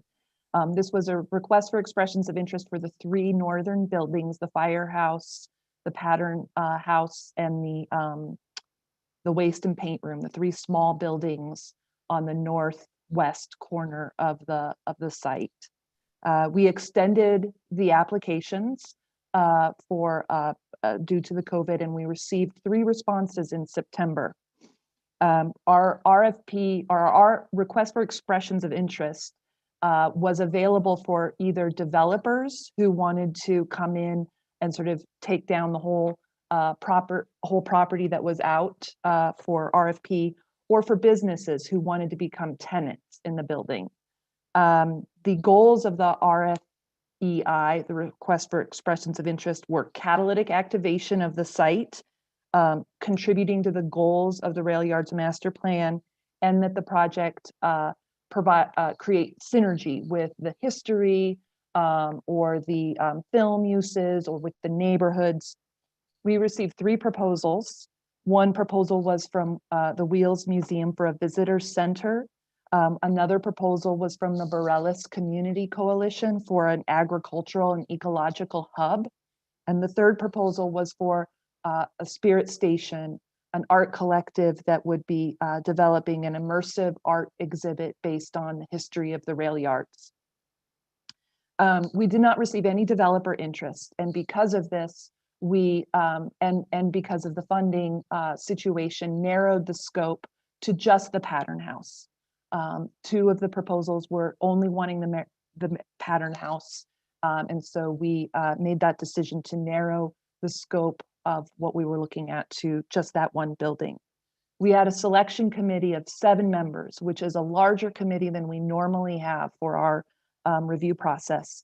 It included myself, Mr. Ed Adams, Michaela Renz Whitmore, who is in the planning department at the city, and it included 4 non-city related people, which again is unusual for us to have a committee that is more has more representation from independent non-city folks. We had the 2 neighborhood representatives that are on this committee, Dorothy Chavez from Borealis and Eddie Garcia from South Broadway. We had Amy Ballard representing the CNM Film School, and we had Steve Kramer, who is a broker with Maestas Ward. So the group, the selection committee, went through its process, scoring the proposals on 3 criteria of how it met the goals of the RFP, their experience, and their financial proposal. And the committee, the highest ranking proposal through this process was the Spirit Station proposal. After this where we go from here, as been said, is that the ADC will review the selection committee's recommendation and then direct staff to negotiate a lease agreement. We have Michael Wicklaw here as representing the Spirit Station team. They are here to give you a overview presentation of the project. We anticipate this was a little different for us because we normally go out for a request for proposal where sort of we expect a fully baked proposal. In this instance, we asked for requests for expressions of interest. And so after we move into negotiations, the concept, it's at a concept level now, will be more baked and become, as we work over it over the next few months, before we enter into an agreement with them, we will be working on baking both the artistic concept, the community engagement, and the financial business plan concept. So with that, I would like to turn it over to Michael Wicklaw, who has a presentation for you all. Awesome. Hello, everyone. May I have the host give Tim Pooter share screen capability, please? Awesome. If necessary. Okay. Yeah. Good morning. I'm Michael Wicklaw. I'm joined by my partner, Tim Pooter, artist Helen Atkins, Zach Hume of Still Spirits, Raul Garza of TKO Marketing, and business advisor Manuel Montoya of the UNM Anderson School of Management. We are the Spirit Station Collaborative. We're excited to be here today to present our Developing Rail Yards proposal, a creation that transforms a significant community space into a shared sensory experience. The concept is a phenomenon that projects the reality of our own potential and the beauty that already exists within. Imagine, during the early stages of the rail yards renovation, construction crews discover the legendary Spirit of Albuquerque, a train found buried beneath the rail yards a century ago, looking to be both an ancient relic and a glimpse far into the future of technology. Anyone would believe that this train may have existed through every age, past and future. After its secret excavation, this one-of-a-kind train is stored in the Pattern House, where workers begin to notice the area becoming more vibrant and magical as they tend to it. They begin to see their own dreams reflected in the nooks and crannies surrounding this incredible machine. Over time, they begin to uncover more about its history. Diaries and photos of original rail yard employees emerge, weaving them into fantastic narrative that upholds their memory and dignified careers. Eventually, the space begins to overflow with wonder, and it is decided that the Pattern House and the train should be preserved for public enjoyment. When its doors finally open, the Spirit Station continues to grow, change, incorporating the dreams of all that have come before and inspiring all that come after. The visitors begin their journey by picking up their memento-worthy ticket to ride at the entrance booth. Once stamped, they are immediately welcomed into a sensory experience free to explore without any set path, besides ending up to the front of the train or their favorite nook. QR codes throughout the property will allow patrons to dive deeply into the fantasy-influenced history of the rail yards via audio narrative, read artist statements regarding pieces, and learn about real rail yard workers, or just sit back and enjoy the installation for the art that it is. One of the highlights of this experience, besides the train itself, will be an intense, fully programmable ceiling of LED panels, allowing us to create custom weather patterns and light shows. Another highlight is our mission to provide space for 2D and 3D physical and virtual art made by guest artists, which rotates on a regular basis. These works are inspired by the written interaction of past patrons that have been shared through the train's mail slot labeled Dreams Here. The guest artist program will be proposal-based. The artists will be selected by a jury of trusted community advisors. Priority will be given to immediate community artists that are female, non-identifying, or minority, with an emphasis placed on unique style and vision, not just polished gallery artists. We will draw largely on the local artistic community for all aspects of the building, upkeep, and operation of the exhibit. The Spirit Station will also actively collaborate with local organizations and individuals who support our mission of celebrating what community can be. Together, we will gather input to tell a story that is authentic and inspiring. Potential community collaborators include Valerie Martinez with Artful Life to plan, execute, and maintain a public arts component. Working Classroom to provide historic stories from community members whose families worked at the rail yards, the 2926 Steam Locomotive Team, and the Train Collectors Association Rio Grande chapter for historical accuracy. We would also like to take this time to say how grateful we are to the Wheels Museum for sharing their exhibit for research purposes. We look forward to the synergy we can create together in activating the rail yards. We plan on working with the rail yards market to bring added value to the market and extending Art Walk's current footprint from downtown to the yards. We're also open to exploring any other ideas on how to utilize the grounds to benefit the community. This next slide is the proposed overview of the entire site. We would like to add an additional 1,000 square foot building attached to the Pattern House. On the west side of the building will be a seating area and sculpture garden, and on the northeast side, a detached building for ticketing and refreshments. The bar car, brought to you by our partners at Still Spirits, would include this building and the surrounding patio area where guests and the general public can enjoy a beverage and food service. On some evenings after 8 p.m., the entire exhibit will be 21 plus, and adult guests will be able to enjoy the many seating nooks throughout the installation along with their favorite cocktail. The outdoor patio will also mirror the wild interior of the Spirit Station. The Spirit Station team has grown since our initial proposal. We've brought on Borealis resident Raul Garza for assistance in creative development, marketing strategy, and Borealis community involvement. Professor Manuel Montoya for business development and strategy, as well as a comprehensive diversity, equity, and inclusion strategy. We will also be working with the UNM Small Business Institute under Manuel's guidance for competitive RIO analysis. We strongly believe that this project will succeed because it is created by and for this community, and the diversity of our team will reflect that. Unfortunately, Manuel had to jump off the meeting early, but I'd like to hand it off to Raul to talk more about our marketing strategy.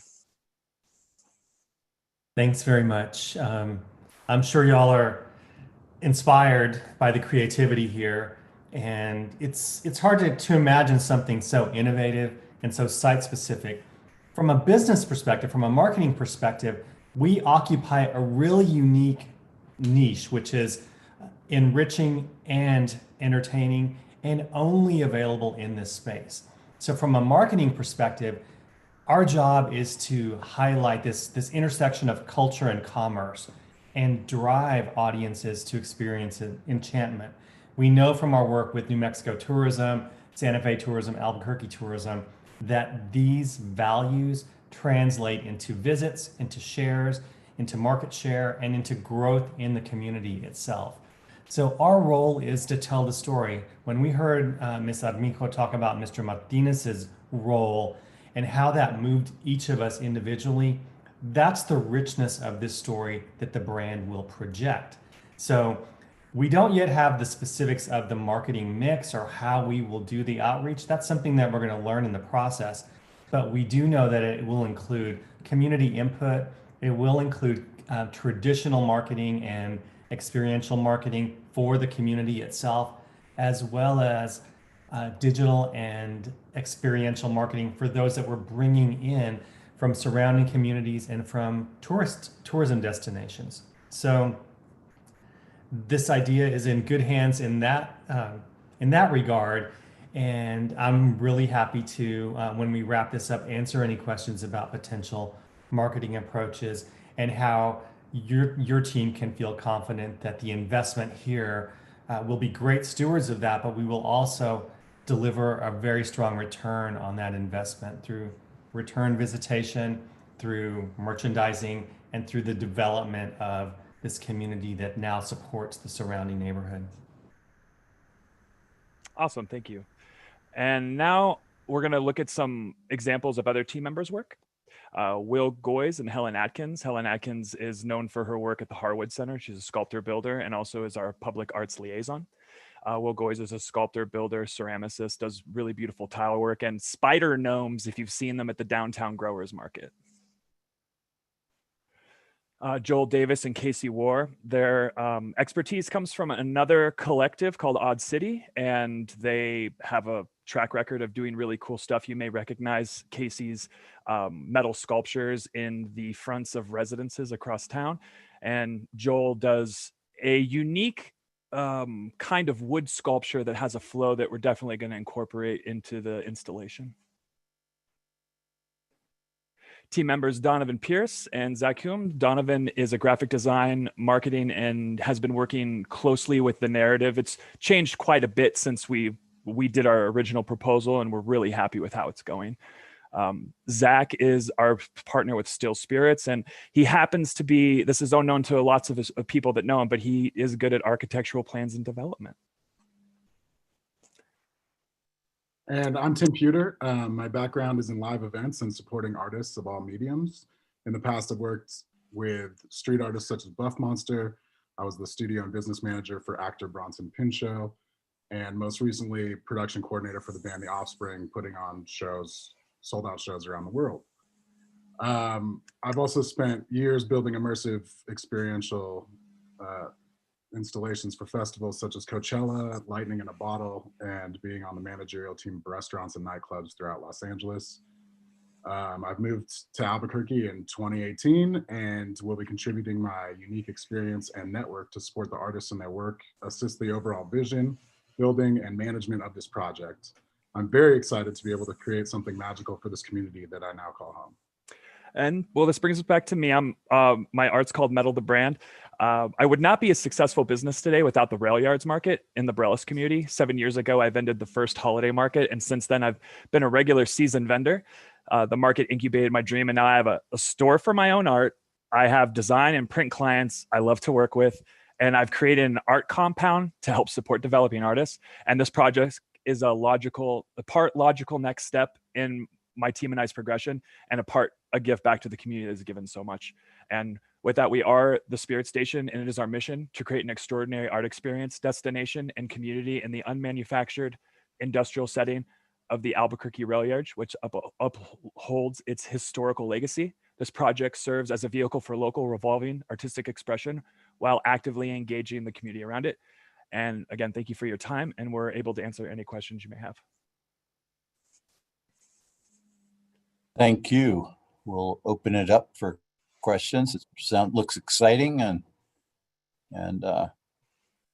as we said, we know there's some folks in the room who might have been competing against you, and that's all good, and it looks like you've got some great partners in this, and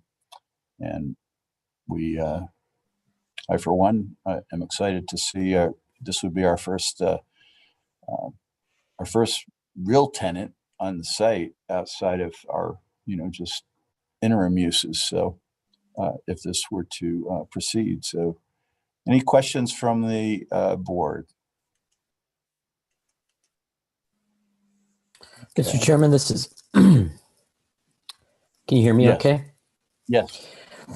So, so thanks. It's incredibly,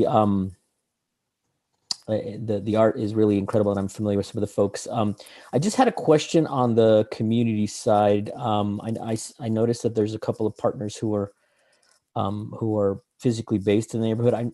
Has there been? I'm sit on the Burles Community Coalition Board, which is, as you may know, Michael was the fiscal sponsor for the rail yards and launched the rail yards market with a lot of great community partners, or the neighborhood association. Maybe Dorothy can answer this, or Casa Barela. So there's three sort of neighborhood resident-based organizations that have been working on these for a long, long time. And just wondered what the plan is to make sure that there is some communication, outreach, incorporation. I noticed none of them were partners, and maybe that's because BCC had a competing proposal, but maybe Michael, you or Dorothy could answer whether there's been any outreach to the Neighborhood Association, the Community Coalition, or Casa Barelas, who are the three neighborhood resident-based organizations who've been doing work in the community for a long time, including on the Rail Yards site. Thanks. And Michael, before you answer, could we go ahead and stop sharing the screen at this point so we can see everybody? Sure. Thank you. Go ahead, Michael. So the those organizations are on a list to talk to for sure. We needed to get this proposal together. There's a lot of talk about the rail yards, a lot of proposals, and we just wanted to make sure that everything was sort of in line and we were able to go through a few iterations, especially since what we started with our proposal was more of something that had a death, a more spiritual theme that takes people to the land of the dead.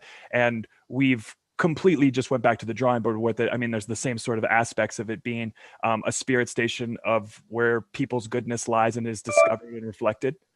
And so, yeah, just getting the proposal together to come and start a dialogue with the community. And Michael, I can support that too. Eric, thank you for reminding us of that. But just to confirm for you, those organizations and those partnerships will happen, and those are important to the success here.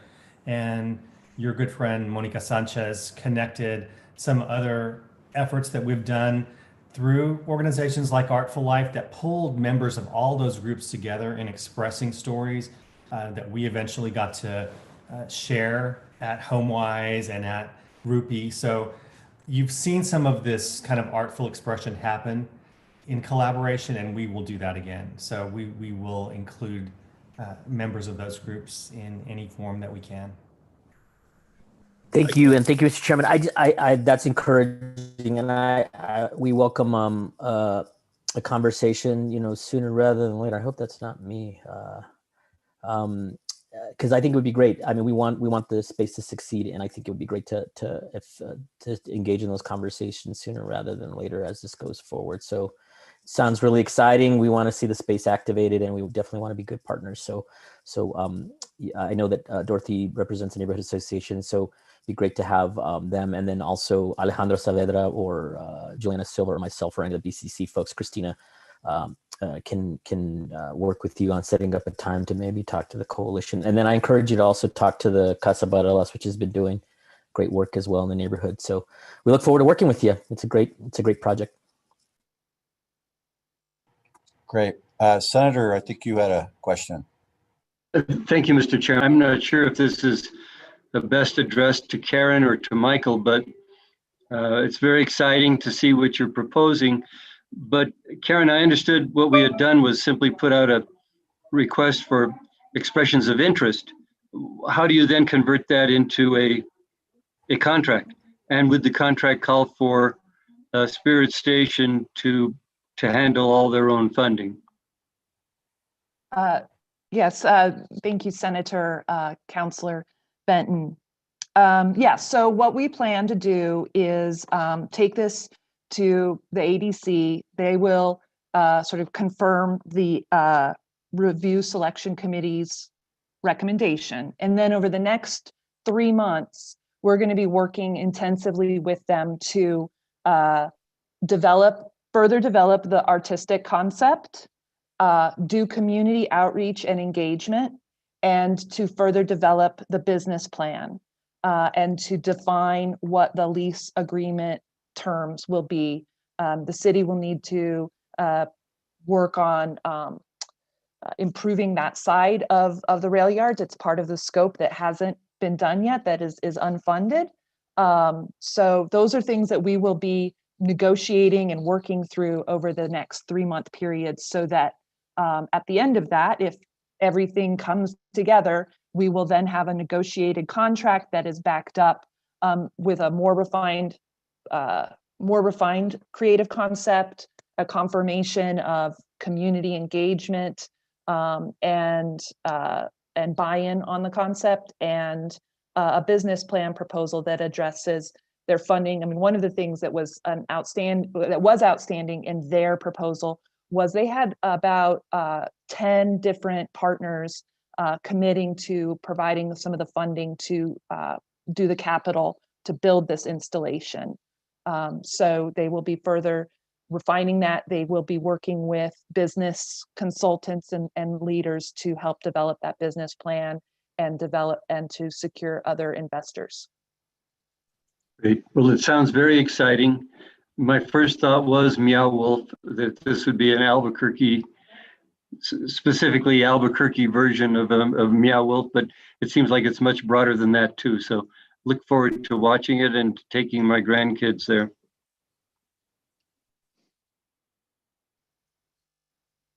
Thank you, Senator.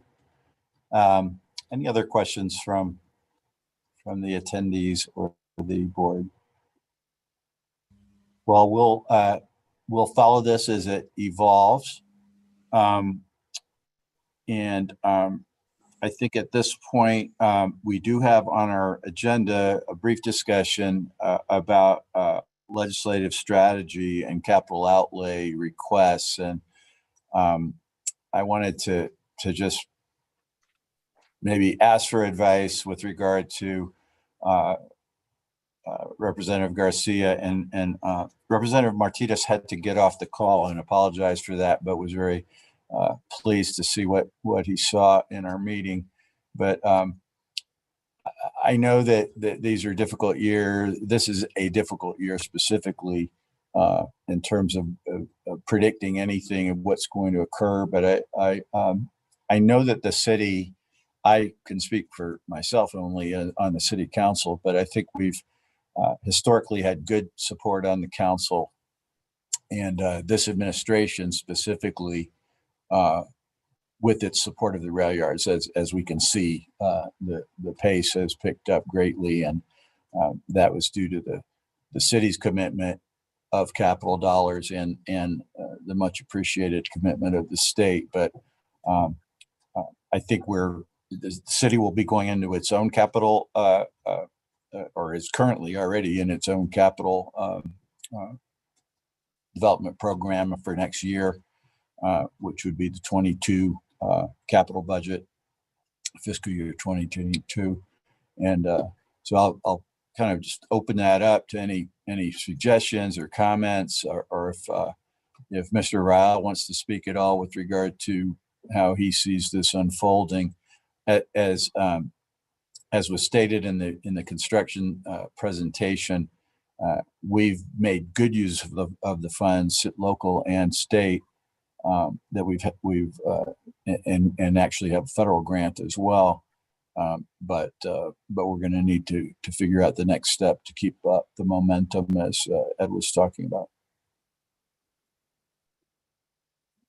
Well, Mr. Chairman and members of the committee, let me just say that there are some specific, if you will, requests that we will put in our legislative agenda, just because we want to make sure we wrap up some of the, if you will, unfinished business in some of the buildings. For example, I think the tender repair shop, we could use additional dollars in there to finish repairing the windows, and getting all of that piece structurally done, fixing the, right now, for example, if we're going to put uses in the tender repair shop, for example, we have to build a firewall on the south end of the building so that it basically partitions it off from the boiler shop, so that we can keep its use within the codes of the city and make it so that it's safe for folks to use that site or that building, if you will, if we have a user for it. Obviously, as Ed said, look, love to bring in the electrical systems and some of the mechanical systems into that building so that we can get that one cold shell ready, if you will, for development.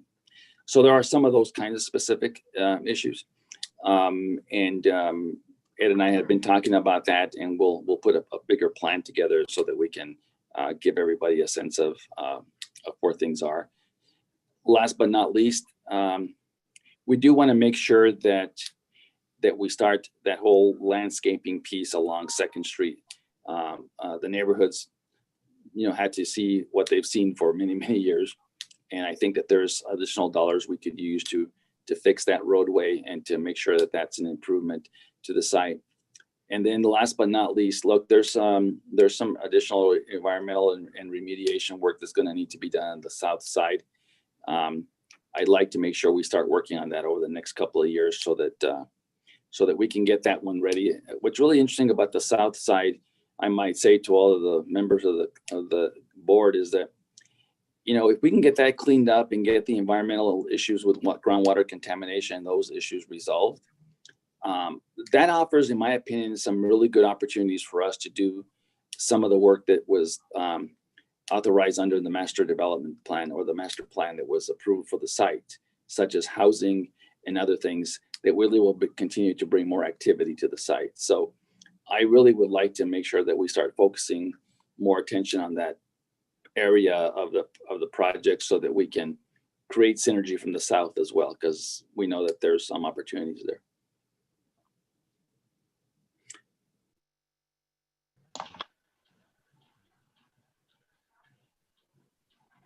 Any other questions or comments from? Mr. Chair, this is Miguel. Yes, please, Mr. Representative. I checked with the LFC, Legislative Finance Committee, a couple of days ago, and I wanted to kind of get an idea from them if us legislators were going to be afforded capital outlay for our own district projects, our own local projects. And there is apparently $325 million. That's what's called capital outlay capacity. Now, how that translates into legislators getting part of that is still not known. And probably going into the session, there'll still be some doubts as to what that figure will be, if any.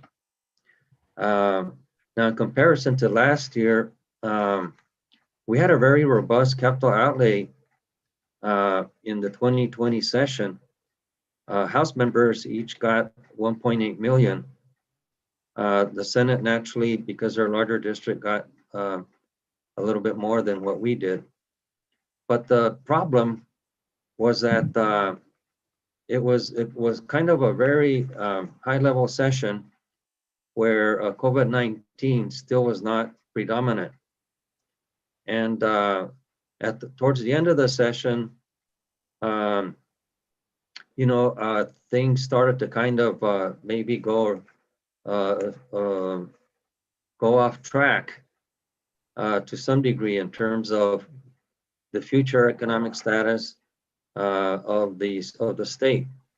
So what Governor Michelle Lujan Grisham did is she vetoed all of general fund capital outlay that us individual legislators got. And she also vetoed a really important capital outlay program dealing with road improvements. I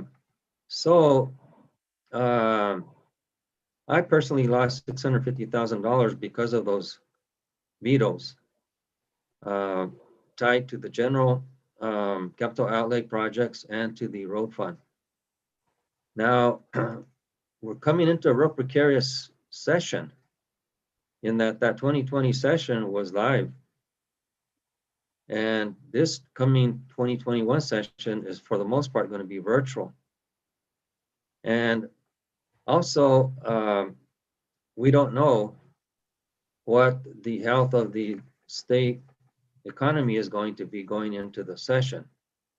And so that's where we stand.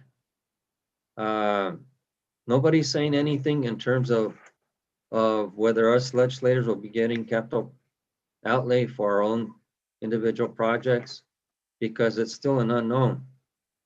And which is kind of just the opposite of when we went into that session a couple of years ago with kind of a bumper harvest in terms of capital outlay, of which we were able to provide $7.2, $7.4 million to the city.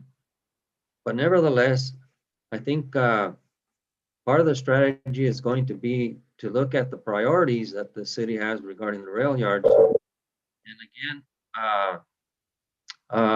apply a similar strategy that happened last time when the city was able to pull down that $7.2 million in terms of being kind of a real broad approach in terms of approaching all of the Bernalillo County delegation, Republicans, Democrats, and even maybe some of those individuals that were not from Bernalillo County, maybe from the periphery, that saw the value of the potential of development on the rail yards. And you know, we lost the legislator that contributed to that $7.2 million pot, Senator James Smith.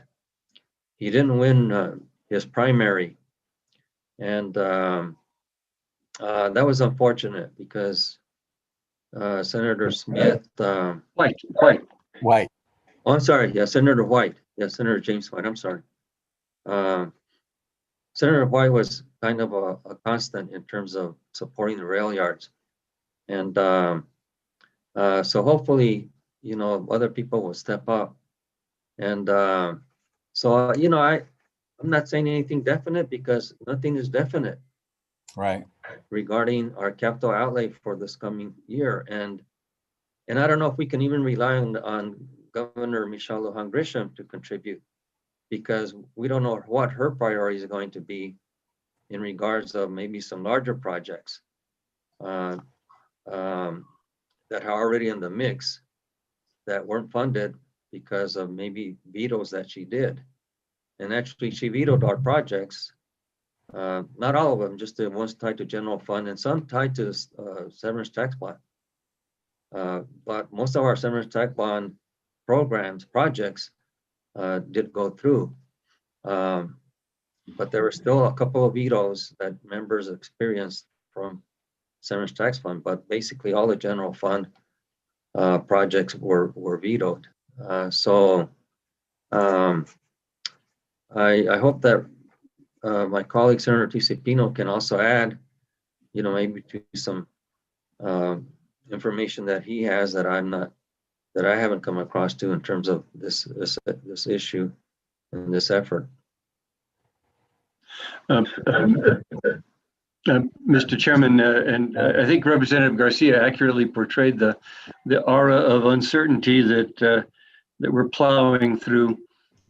We just don't know exactly what is going to be available. So to me, that means we should operate on the basis of let's ask for what we need, and I would make it a two-pronged ask. First, to the governor to include some elements of this project in her overall her share of the overall capital outlay, but also to individual legislators, as Representative Garcia has indicated. If you put together enough $50,000 and $80,000 allocations from a dozen or more legislators, pretty soon you're talking about some real money. There will be a different mood in the Senate regarding Albuquerque. I would hope that we pick up at least one and maybe even two more seats on the Senate Finance Committee. Right now, we have just one senator from Albuquerque. It's Candelaria. He definitely needs to be brought on board to make sure we get his support. And I would think that when the committees are named, we'll find at least one, or because Sandra Rue is on there, and of course he lost in the general. But I think it's only fair that the city of Albuquerque ought to have, Bernier County ought to have at least 3 members of the finance committee, the 11-member finance committee, since that's the percentage of the population that we represent. So I would do both. I would go to individual legislators for smaller amounts that they may have available. And if you get enough of them, you could have a couple of million that way. And then to the governor for inclusion in her overall capital outlay request. The more specific those requests can be, the better. Landscaping for 2nd Street, or environmental remediation of the south part of the property, whatever you decide are the priorities, just give us some specific packages that we can work with. Thank you, Chairman. Senator. And Mr. Representative, thanks. It's all very good advice. Lawrence? Right. No, I was just going to echo your comments. Thank you to both of you. Thank you to all of you, but especially our legislators. Thank you for that advice. We will get as specific as we can so that you have an opportunity to defend those. And I would just say to you all that we are available to be there to help you if you need any expert witnesses or if you need us to make some calls or what have you. We're excited about the project and want to make sure we're helpful to you all. Yeah, I was wondering if we could, yes, sorry, Representative Garcia. You know, Mr. Chair, if there is a request, that it not be separate request, that it be pretty much a package, just like the $7.some million. Because if you kind of split out the request, then it gets real difficult, and you're not able to kind of pull legislators to kind of focus, on the priority. But if you include the tender repair shop, 2nd Street landscaping, Southside remediation, all in one, but mention those specific projects. Right. Then that's a strategy that you guys used when we pulled down that $7-some million. That sounds good. I think, yeah, so a package, but with specifics within that package to be clear as to what our next steps are. I think that's, and I thought the drone videos were pretty good. Maybe we could put together a short video that could be shared with our regional delegation and the governor, of course. Yeah, those are good videos. Yeah, so it's really nice seeing all that nice TPO roof on there. Other comments. We've had a long meeting, but we had a lot of good information to digest there. Senator, do you have anything more? No. Any other member comments? And otherwise, we'll start. Well, we're already starting and talking about our capital program. Dorothy Chavez, a representative from the Brillis neighborhood. Hi. Good morning, Councilor Ike Benton. I was wondering, at one point we started doing meetings for the community benefits, and they kind of stopped, and I would like to know where that's at and if we're going to keep going on with those. I think that's really important because with any request for proposals, that really needs to be included in there. I think it's really important that we keep up at the board with the community and keep doing this equity. Right.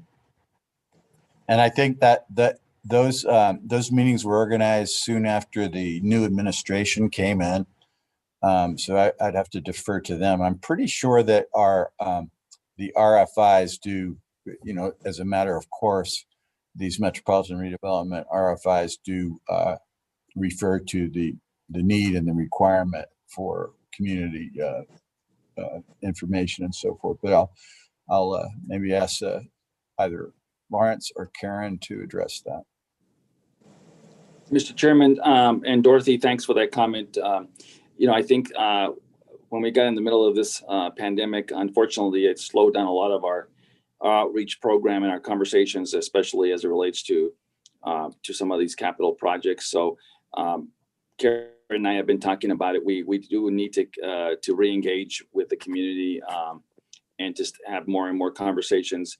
I mean, this one particular RFP was just as a way to look at those smaller buildings that we have that are, I think, big enough chunks that we can get done with a public-private partnership. We've not even begun to have the conversations about how we might do the bigger buildings yet, because they're just not quite ready for that. So, but I think it is important to make sure we keep that conversation going. So, Karen, you know, I know we've talked about maybe re-engaging the neighborhoods. What's your thought about how we move forward with that? Mr. Rael, yes, I think, you know, I think that a lot of the community, community benefits discussions engage other departments at the city, family community services, and other folks that, as Mr. Rael said, have just been inundated with other directions that they've needed to address in terms of rolling out pandemic assistance and whatnot. But we definitely want to continue that conversation, and we'll continue that conversation in how we pursue multi-pronged equity strategies to ensure that the businesses and residents in Burellis and South Broadway benefit from this investment. And if I could just to reiterate Ed Adams in his first presentation, that the next opportunity for some public involvement is going to be the Second Street proposals for that streetscape on Second and the traffic calming and other improvements on Second Street specifically, and its connection to Santa Fe and then to 4th Street. So that's the next one. And Ed, did you have a date set for that yet? If you could make sure we get that out to this board and that everybody knows from the board as well as the neighborhoods about that meeting. Some of the board members might want to be there who are not part of the neighborhood.